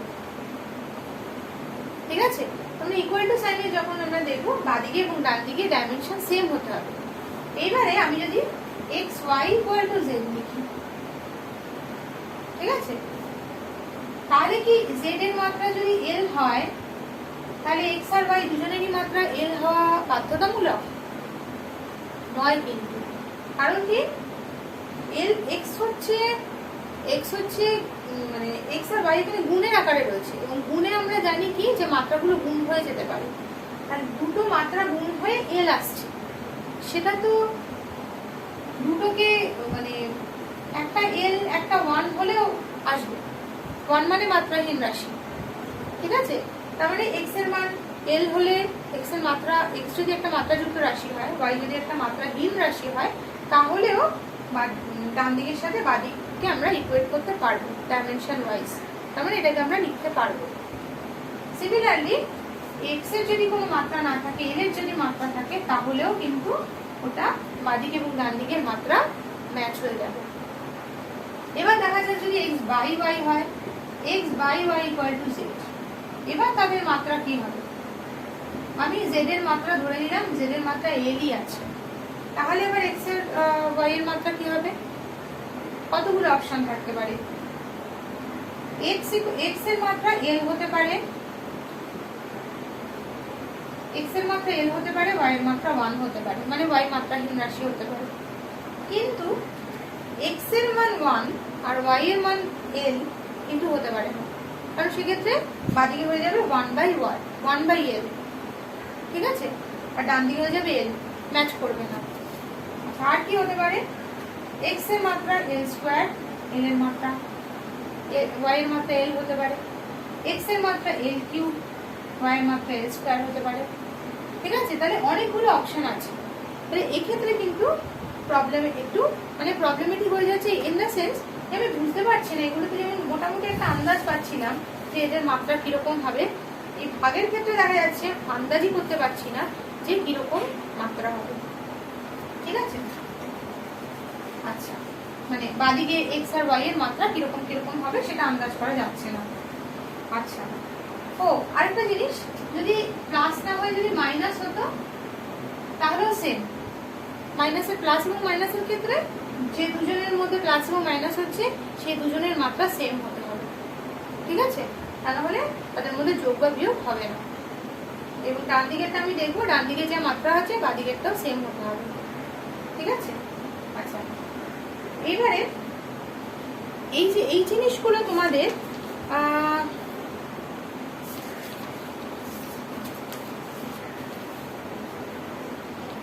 আচ্ছা, এবার যেটা আছে সেটা হচ্ছে, এটা আমি অলরেডি তোমাদের পড়িয়েছি, যেটা ডাইমেনশনস টেবিল 7 এর পরে রয়েছে, ডাইমেনশনস ফ্রম ইউনিট আর ইউনিট থেকে ডাইমেনশন, ঠিক আছে। ডাইমেনশনস ফ্রম ইউনিট ওটা তো করালাম না, যে আমি যদি m n t to the power -2 থাকে, তাহলে সেখানে dimensions from dimensions from unit, আচ্ছা উল্টো, মানে আমার কাছে যেমন kg metre per second square রয়েছে, সেখান থেকে সেটার আমি মাত্রা কি করে লিখবো? এটা লেখা সহজ, কি লিখবো? এল হচ্ছে এম হচ্ছে কিসের মাত্রা, সরি এম এর মাত্রা কি এল, আর এটা হচ্ছে এস, ঠিক আছে। তাহলে এটা হচ্ছে টি, টাইম, তাহলে M L T to the power -2, ঠিক আছে। এটা মোটামুটি সহজ হলো। ঝামেলাটা কখন হবে?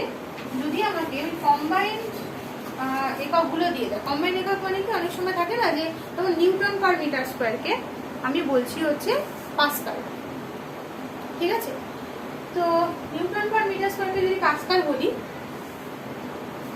আমাকে যদি বলে যে পাস্কালের ডাইমেনশন বলো, পাস্কালের ডাইমেনশন কি, ইউনিট থেকে ডাইমেনশন, তখন আমাকে ওটাকে একটু ভাঙিয়ে আমাকে ওর যে অরিজিনাল ফর্ম সেটা নিয়ে যেতে হবে। আমাকে মনে রাখতে হবে যে পাস্কাল মানে কি। পাস্কাল মানে হচ্ছে চাপ, চাপ মানে হচ্ছে নিউটন পার মিটার স্কয়ার। এর মধ্যে নিউটন পার মিটার স্কয়ার লিখবো, আমি বুঝতে পারবো যে নিউটন হচ্ছে বলের একক, সঙ্গে সঙ্গে আমি লিখতে পারবো কি যে M L to the power -2 by M square, তার মানে এটা হচ্ছে বাই হচ্ছে এল স্কয়ার, তার মানে হচ্ছে M L to the power -1 T to the power -2, ঠিক আছে। তাহলে ইউনিট থেকে আমি ডাইমেনশনে চলে আসলাম, বোঝা গেল? আচ্ছা, এবারে তাহলে পাস্কাল, এবারে হ্যাঁ, আরো যদি আমার মনে না থাকে, সাপোজ নিউটনও আমার মনে নেই, ঠিক আছে, তাহলে আমি কি করব? নিউটন মানে কি? নিউটন মানে বল, বল মানে কি? ভর ইনটু সরণ, ভর ইনটু ত্বরণ, ঠিক আছে। ভর ইনটু ত্বরণ, তাহলে নিউটনের জায়গায় আমি কি লিখবো, নিউটনের জায়গায় লিখবো, আচ্ছা নিউটন মানে তো হচ্ছে ভর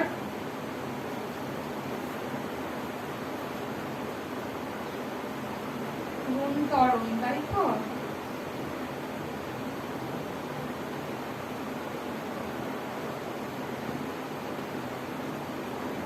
ঠিক আছে, এভাবে লিখলাম। এবারে কি, এবারে এই এম আর এই এম তো কেটে যাবে, কেটে গিয়ে এটা কি পড়ে থাকবে, KG metre two the power -1, এটা তো এমনি স্কয়ার হবে এস টু দি পাওয়ার -2। তার মানে এটা কি হবে, কেজি হচ্ছে, কেজি ডাইমেনশন হচ্ছে এম, এটা ডাইমেনশন এর উপর -1, এটা ডাইমেনশন এর উপর -2। ঠিক আছে, তাহলে কিভাবে ইউনিট থেকে ডাইমেনশনে আসা যায় সেটা আমরা জেনে গেলাম। এবার যেটা জানবো, যেটা এর আগেও বলছিলাম, যে এককবিহীন রাশি মানে হচ্ছে অ্যাকচুয়ালি মাত্রাহীন রাশি। মাত্রাহীন, মাত্রা নেই মানে, মাত্রা নেই বলেই তার কোনো একক নেই। তো সেটার জন্য তোমাদের ওই অ্যাঙ্গেল দিয়ে বোঝানো হয়েছে, অ্যাঙ্গেল বা কোণ দিয়ে আমি যদি বোঝাই তাহলে কিরকম, এটা জাস্ট এটার পরেই রয়েছে, হ্যাঁ এটার পরেই রয়েছে। পেজ নাম্বার পসিবলি কত নম্বর পেজ, 11, ঠিক আছে 11 নম্বর পেজে। ওখানে যে অ্যাঙ্গেল আমরা করি না, অ্যাঙ্গেল আমরা, তোমরা তো চাঁদা দিয়ে মেপেছো, ঠিক আছে, চাঁদা দিয়ে মেপেছো, তোমরা কম্পাস দিয়ে এঁকেছো, অনেক কিছু করেছো। এইবারে হচ্ছে যে এই অ্যাঙ্গেলটার আরেকটা প্রপার মাপ কিরকম হয়, সেটা হচ্ছে যে আমি যদি এই মাপটা নিই, এটাকে আর্ক বলে, আর্ক সম্ভবত তোমরা পড়েছো ক্লাস 10-এ অঙ্কে। আর্ক, এই আর্ক লেন্থটাকে আমি যদি আর এটা দিয়ে ভাগ করি, এই ব্যাসার্ধ দিয়ে ভাগ করি, তাহলে কিন্তু আমি কোণটা পেয়ে যাবো। আর্কটাকে আমি সাপোজ এস বললাম, ঠিক আছে। তাহলে আর্ক লেন্থকে আমি যদি ব্যাসার্ধ দিয়ে ভাগ করি তাহলে আমি পেয়ে যাবো হচ্ছে অ্যাঙ্গেল।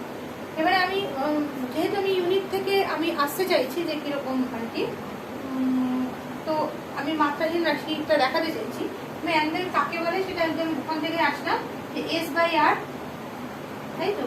এবার এসটাও তো একটা দৈর্ঘ্য, সেরকম হোক বা ওরকম হোক, তা তো দৈর্ঘ্য, তাহলে এল বাই এল, তাহলে দুটো মাত্রা কেটে গেল, তার মানে মাত্রা হচ্ছে 1, তার মানে এটা হচ্ছে একটা মাত্রাহীন রাশি এবং অটোমেটিক্যালি এটা একটা ডাইমেনশন লেস রাশি, ঠিক আছে। আচ্ছা এবারে টেবিল 8-এ তোমাদের টেবিল 8 তো হয়ে গেছে। এবারে যেটা রয়েছে সেটা হচ্ছে যে কনভার্সন বিটুইন ইউনিট সিস্টেম। এটা তো তোমরা নিজেরাই অলরেডি এর আগে করেছো, হ্যাঁ। কনভার্সন বিটুইন ইউনিট সিস্টেম, বিভিন্ন ইউনিটের মধ্যে যদি আমি কনভার্সন করতে চাই, যেমন তোমাদের conversion between unit systems. Unit systems মানে কি, ওই যে একটা হচ্ছে এসআই, একটা হচ্ছে সিজিএস। আমি সাপোজ 1 জুল মানে কত আর্ক সেটা বার করতে চাইব। 1 জুল মানে কত আর্ক, তো প্রথমে আমাকে মাথায় আনতে হবে কি, জুলটা কি, জুল হচ্ছে শক্তি। শক্তি মানে কি, শক্তি মানে হচ্ছে বল ইন্টু সরণ। তাহলে বলের একক কি, নিউটন মিটার, ঠিক আছে। তাহলে জুলকে আমি লিখলাম প্রথমে নিউটন মিটার। এবার একটা হতে পারে যে আমি জানি যে 1 নিউটন মানে 10⁵ ডাইন, এটা আমরা পড়েছি আগে, সেটা লিখে দেওয়া। অথবা আমি যদি আরেকটু বেসিক জায়গায় গিয়ে করি, তাহলে কি হবে, নিউটন মানে হচ্ছে বল, বল মানে হচ্ছে ভর ইন্টু ত্বরণ, তাহলে ভর ইন্টু ত্বরণ ইন্টু মিটার, ঠিক আছে। তার মানে হচ্ছে kg metre square, 1 kg metre square second to the power, এটা বারবার আমি second to s to the power -2, second to the power -2।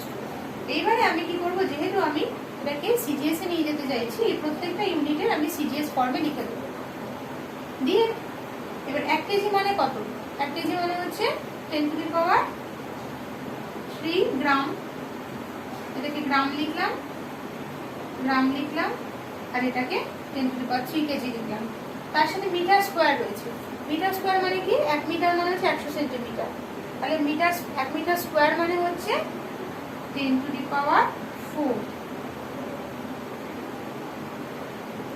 Centimetre square, 10⁻²। Second তো সেকেন্ডই থাকে, আমার এখানে কত আসলো, সূচক দুটো যোগ করলে 10⁷ গ্রাম সেন্টিমিটার স্কোয়ার, 10⁻², তার মানে 10⁷ আর। ঠিক আছে, তাহলে 1 জুল ইকুয়াল টু 10⁷। আর কিভাবে আসলো সেটা আমরা দেখে নিলাম। সিমিলারলি তোমাদের এর পরে যেটা একটা উদাহরণ দেওয়া আছে ইয়ংস মডুলাস। ইয়ংস মডুলাসে ওইভাবেই আমি কি করব, ইয়ংস মডুলাসে যা যে ইউনিটগুলো আমাদের ব্যবহার হচ্ছে সেই ইউনিটগুলোকে সিজিএস এ ট্রান্সফার করে দেবো, তাহলেই আমার এক্সট্রা যে সংখ্যাটা সেই সংখ্যাটা বেরিয়ে আসবে, এক্সট্রা যে পাওয়ারটা 10-এর যে পাওয়ারটা সেই পাওয়ারটা বেরিয়ে আসবে। 10-এর পাওয়ারই তো বেরোবে, কারণ এখানে যা যা আমরা ইউজ করবো সবই মেট্রিক সিস্টেম। ঠিক আছে, দিয়ে আমাদের আনতে হবে। আচ্ছা, এবার যেটা খুব মানে সুন্দর একটা জিনিস, সেটা হচ্ছে ডাইমেনশনাল অ্যানালিসিসের মাধ্যমে আর কি করা যায়। সেটা হচ্ছে একটা ইকুয়েশনকে করা যায়, একটা ইকুয়েশনকে বিল্ড করা যায়। কিরকম, যেমন তোমরা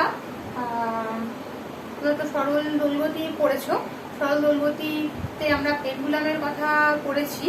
ঠিক আছে, পেন্ডুলাম জিনিসটা কিরকম হয়, পেন্ডুলামে একটা এরকম বব মতো থাকে। ঠিক আছে, এটা ধরে নাও যে এখানে একটা স্ফিয়ার রয়েছে।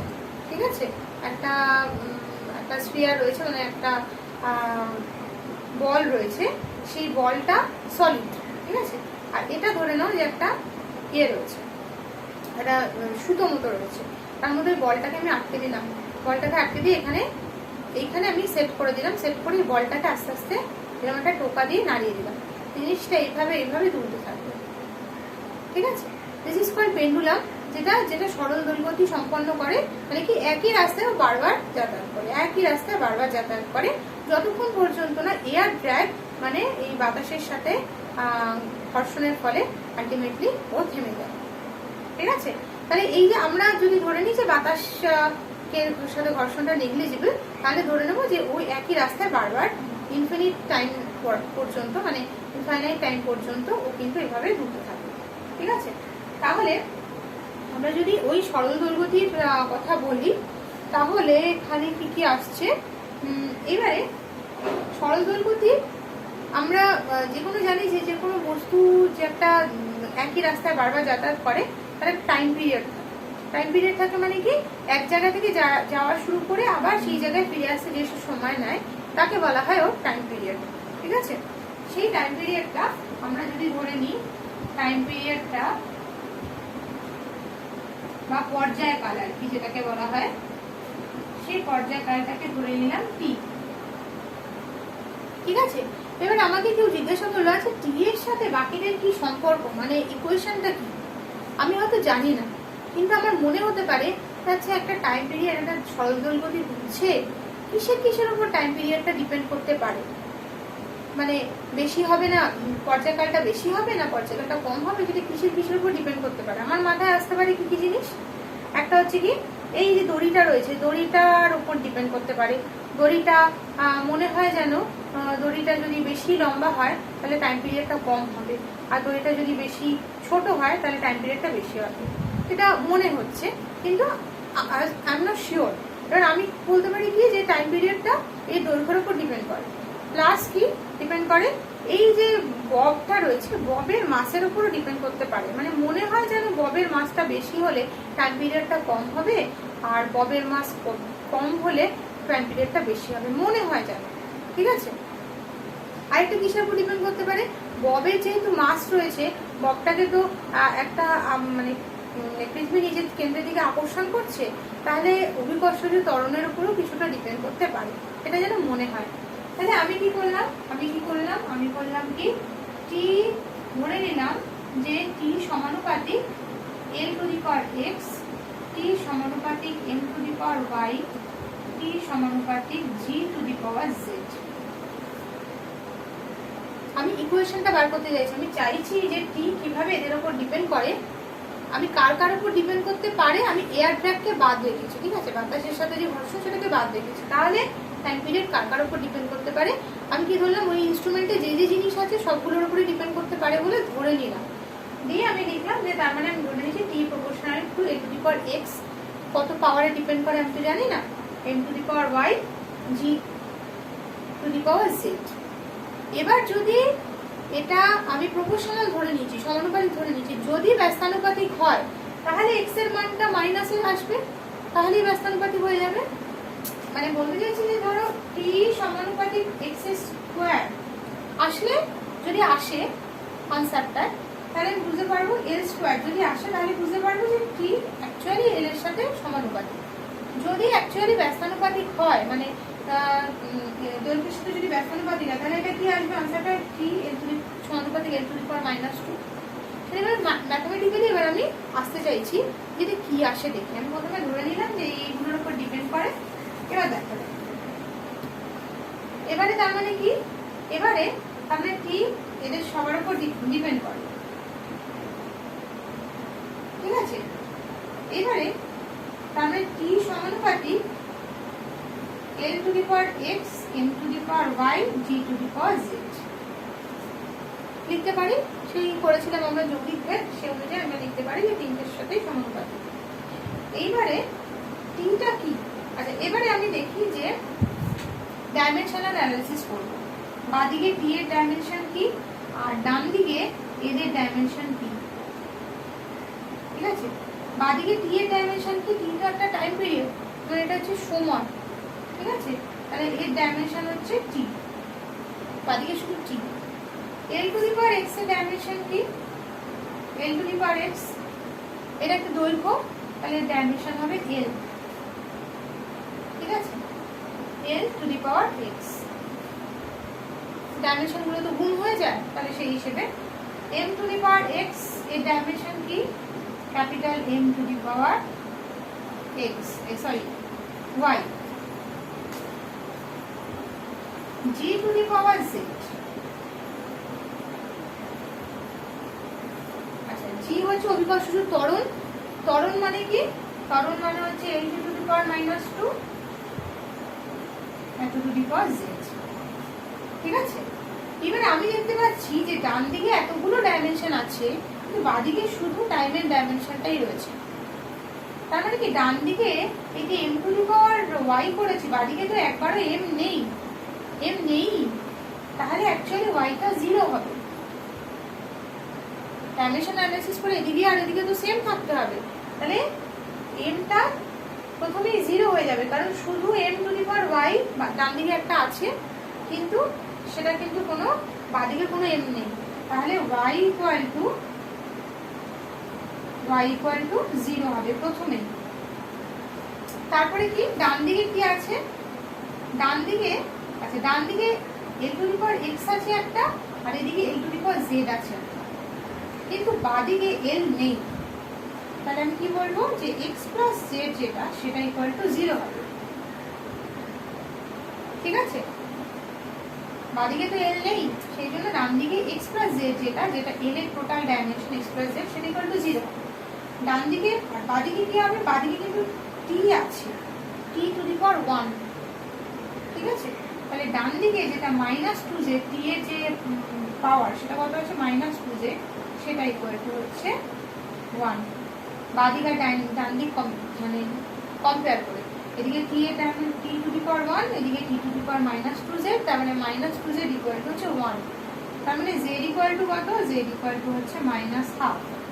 যে মুহূর্তে জেড বেরিয়ে যাবে সুতরাং এক্স এর মানও আমার এই ইকুয়েশনটা থেকে বেরিয়ে যাবে, সেটা হবে +1/2,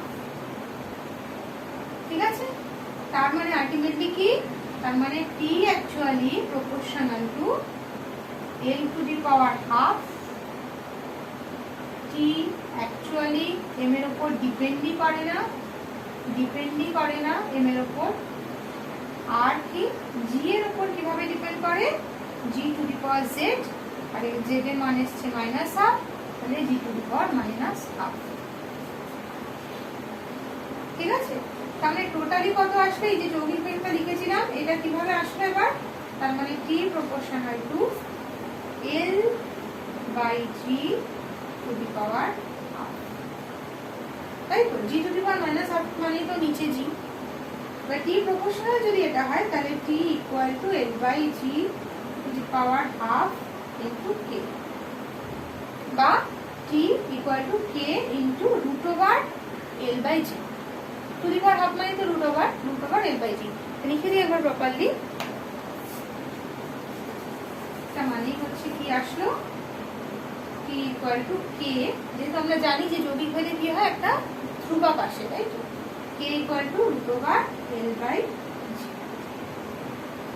এই অবধি আমার ফর্মুলাটা আসলো। তার মানে কি আমি কিছুই জানি না, কে কিসের উপর ডিপেন্ড করে, কি আছে কিছুই জানি না, আমি শুধু আন্দাজ করলাম এই জিনিসগুলোর উপর ডিপেন্ড করতে পারে, তারপর প্লেন মাত্রার অ্যানালিসিস করে আমি ইকুয়েশনের একটা বেসিক জায়গায় পৌঁছে গেলাম। ঠিক আছে, যখন তোমরা এটা পড়বে তখন দেখবে যে এই কে এর মানটা অ্যাকচুয়ালি হচ্ছে 1/2π। ঠিক আছে, কিন্তু আমি 1/2π অব্দি বার করতে পারিনি, কে এর মান অব্দি বার করতে পারিনি, কিন্তু সেটা আমার কিন্তু আমি যদি এই বেসিক জায়গাটাও পৌঁছে যাই আমি তারপরে এক্সপেরিমেন্ট করে আমি কিন্তু কে এর মানটা বার করতে পারবো। ঠিক আছে, কিন্তু কথা হচ্ছে বেসিক জায়গাটা পৌঁছে গেলাম কিছুই না জেনে, আমরা সরল দোল গতি, পেন্ডুলামের গতি টতি কিছুই পড়িনি, তাও আমরা কিন্তু ইকুয়েশনটা বার করে ফেললাম। ঠিক আছে, এইটা মাত্রা অ্যানালিসিসের এটা একটা খুব স্ট্রং পয়েন্ট, যে মাত্রা অ্যানালিসিস করে আমরা এরকম ইকুয়েশন তৈরি করে ফেলতে পারি এবং বলে দিতে পারি যে কোন ইকুয়েশন পসিবল কোন ইকুয়েশন পসিবল নয়। মনে আছে সেই ক্লাস 9 আমরা যখন ইকুয়েশনগুলো সলভ করেছিলাম, অবশ্যই ইকুয়েশন সলভে আমরা বলেছিলাম যে কোন কোন ইকুয়েশনগুলোর এক মানে একটা প্রপার মানে কি বলে ইয়ে আসা সম্ভব, প্রপার কোনো একটা আনসার বা সলিউশন আসা সম্ভব, কোনগুলো সম্ভব না আমরা সেই ধ্রুবকগুলো অ্যানালিসিস করে বলে দিতাম, তাই তো? এখানেও তেমন আমরা জাস্ট মাত্রা অ্যানালিসিস করে বলে দিলাম যে এইটা হচ্ছে ইকুয়েশন। আমাকে যদি কেউ বলে যে আচ্ছা এইরকম একটা ইকুয়েশন আছে, এই ইকুয়েশনটা কি পসিবল কি পসিবল না, আমি মাত্রা অ্যানালিসিস করে বলতে পারবো। এটা তোমাদের বইতে নেই, আমি এমনি বলছি যে suppose f equal to m²a, কেউ লিখলো, লিখে বললো এইরকম একটা ইকুয়েশন হতেই পারে, না হওয়ার কি আছে? তো বললো তুমি চট করে বলবে আচ্ছা দেখি তো না হওয়ার কি আছে, বাদিকে m এর ডাইমেনশন হবে m এর 3⁻², ডান দিকে এর ডাইমেনশন হবে হচ্ছে m আর m², আর এটা হবে এর 3⁻²। তুমি দেখেই বলবে যে কোনো জিনিস সম্ভব না এই ইকুয়েশন হওয়া, তার কারণ বাদিকে এক ডাইমেনশন ডান দিকে আরেক ডাইমেনশন। ঠিক আছে, তাহলে কোন ইকুয়েশন পসিবল কোন ইকুয়েশন পসিবল নয় সেটাও কিন্তু আমরা খুব সহজে মাত্রা অ্যানালিসিস করে বলে দিতে পারি। বলো আচ্ছা, এইবারে এইরকম ভাবে তোমাদের আরো দুটো রয়েছে, একটা হচ্ছে dependence of frequency of vibration, যেটা এই রিলেশন 1.7.1.3 তিনটে রয়েছে, তিনটে ইকুয়েশন। সেই তিনটে ইকুয়েশনই তোমরা নিজেরা, বাকি দুটো ইকুয়েশন তোমরা নিজেরা বাড়িতে পড়বে, মানে খাতায় পড়বে। ঠিক আছে, ইকুয়েশনগুলো তোমরা পরে পড়বে। ঠিক আছে, পরে যখন আমরা কি বলে তরঙ্গ নিয়ে পড়বো, বা পরে যখন আমরা এটা কি ওই ভিসকোসিটি পড়বো, সান্দ্রতা আরো ডিটেলে পড়বো, তখন আমরা এই কোয়েশনগুলো পড়বো। কিন্তু আপাতত আমরা টেকনিক্যালি দেখে নেবো যে কিভাবে এই কোয়েশনগুলো আসতে পারে, কেন এই কোয়েশনগুলো পসিবল সেইটা আমরা জেনে নিতে পারবো। আচ্ছা, এইবারে যেটা আছে সেটা হচ্ছে লিমিটেশনস অফ ডাইমেনশন অ্যানালিসিস। প্রত্যেকটা জিনিসেরই একটা লিমিটেশন থাকে। ঠিক আছে, সমস্যাটা কখন হয়, ওই যে কে এর ভ্যালুটা বার করতে পারলাম কি, টি ইকুয়াল টু কত দিয়েছিল কে √L/G, আমি কি বললাম না ওটা এক্সপেরিমেন্ট করে বার করবো। ঠিক আছে, কিন্তু এমনিতেই কিন্তু ডাইমেনশন অ্যানালিসিসের মাধ্যমে কে এর ভ্যালুটা বার করতে পারলাম না। তার মানে কি ডাইমেনশন অ্যানালিসিস করে আমরা ইকুয়েশনের আন্দাজ পেতে পারি, একটা স্কেলিটন পেতে পারি, কিন্তু এক্সাক্ট ইকুয়েশনটা পাওয়া কিন্তু সবসময় সম্ভব না। সেকেন্ডলি কি, যে এমন অনেক জিনিস থাকে যাদের ক্ষেত্রে ইকুয়েশনে একই ডাইমেনশনের বস্তু আছে, একই ডাইমেনশনের ভৌত রাশি ব্যবহার হচ্ছে, তাদের ক্ষেত্রে কিন্তু ইকুয়েশনটা আমরা কিছুই আন্দাজ করতে পারি না। যেমন কি, যেমন চোঙ পড়েছিলাম আমরা, ঠিক আছে? চোঙের ফর্মুলাটা কি ছিল? চোঙের ভলিউমের ফর্মুলা হচ্ছে পাই আর স্কোয়ার এল, ঠিক আছে? তার মানে কি, অ্যাকচুয়ালি আমি যদি পাইটাকে বাদ দিই তাহলে ভি সমানুপাতিক আর স্কোয়ার এল। এইখানে কিন্তু আমি যদি ডাইমেনশন অ্যানালিসিস করতাম ওইভাবে, ঠিক আছে, আমি ধরে নিলাম যে ভি সমানুপাতিক আর, আমি ধরে নিলাম ভি সমানুপাতিক এল, ওইভাবে করছি টাইম পিরিয়ডটা।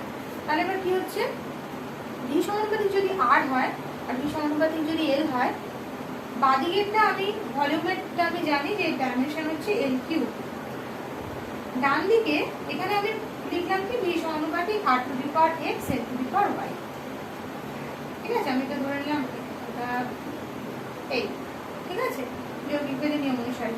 মানে বাদিকে এর ডাইমেনশন হচ্ছে এল কিউ, ডান দিকে এর ডাইমেনশন কি L to the power x L to the power y, ঠিক আছে? তাহলে এবার ডান দিকে কি আসছে, দুটোকে গুণ করলে ডান দিকে আসছে, বাদিকে আসছে এল কিউ এর ইয়ে, আর ডান দিকে আসছে L to the power x plus y. Solve করা যাবে কোনোভাবে? দুটো ভ্যারিয়েবল, একটা ইকুয়েশন, আমি একটা ইকুয়েশন পাচ্ছি x plus y equal to 3। অনেক রকম পসিবিলিটি হতে পারে, এক্স এর ভ্যালু 1 হতে পারে, ওয়াই এর ভ্যালু 2 হতে পারে, এক্স এর ভ্যালু 2 হতে পারে, ওয়াই এর ভ্যালু 1 হতে পারে, অনেক রকম পসিবিলিটি হতে পারে, ঠিক আছে? তাহলে এইটাও একটা লিমিটেশন, ঠিক আছে? আচ্ছা আচ্ছা, অনেক সময় দেখা যায় যেমন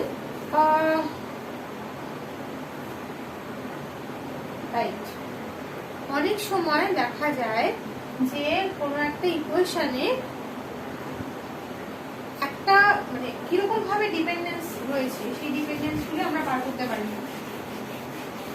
যেমন কি আমি ধরে নিচ্ছি, যেমন W equal to F S cos theta, তার একটু করেছিলাম আমরা এফ ডট এস করে করেছিলাম, আরো ভালো করে আমরা পড়বো, ঠিক আছে? যখনই আমরা ভেক্টর রাশিতে ঢুকবো, ভেক্টরের গুণের মধ্যে আমরা এগুলো করবো, ঠিক আছে? সব তখন ক্লিয়ার হয়ে যাবে। এই যে কস থিটার উপর ডিপেন্ডেন্টটা, যে থিটার উপর ডিপেন্ডেন্ট কোণের উপর ডিপেন্ডেন্ট হচ্ছে বুঝতে পারলাম, আমি ধরে নিলাম কোণের উপর ডিপেন্ড হচ্ছে, ঠিক আছে? কিন্তু কিছুতে এটা যে এই ফর্মটা, যেটা এক্সাক্ট ফর্ম কস থিটার আকারে, সেইটা আসবে না, সেইটা আমি বার করতে পারবো না ডাইমেনশন অ্যানালিসিসের মাধ্যমে, ঠিক আছে? তাহলে আমরা ডাইমেনশন অ্যানালিসিসে অনেক লিমিটেশনস গুলো পড়লাম। তো আশা করি যেটুকু বুঝিয়েছি বোঝা গেছে।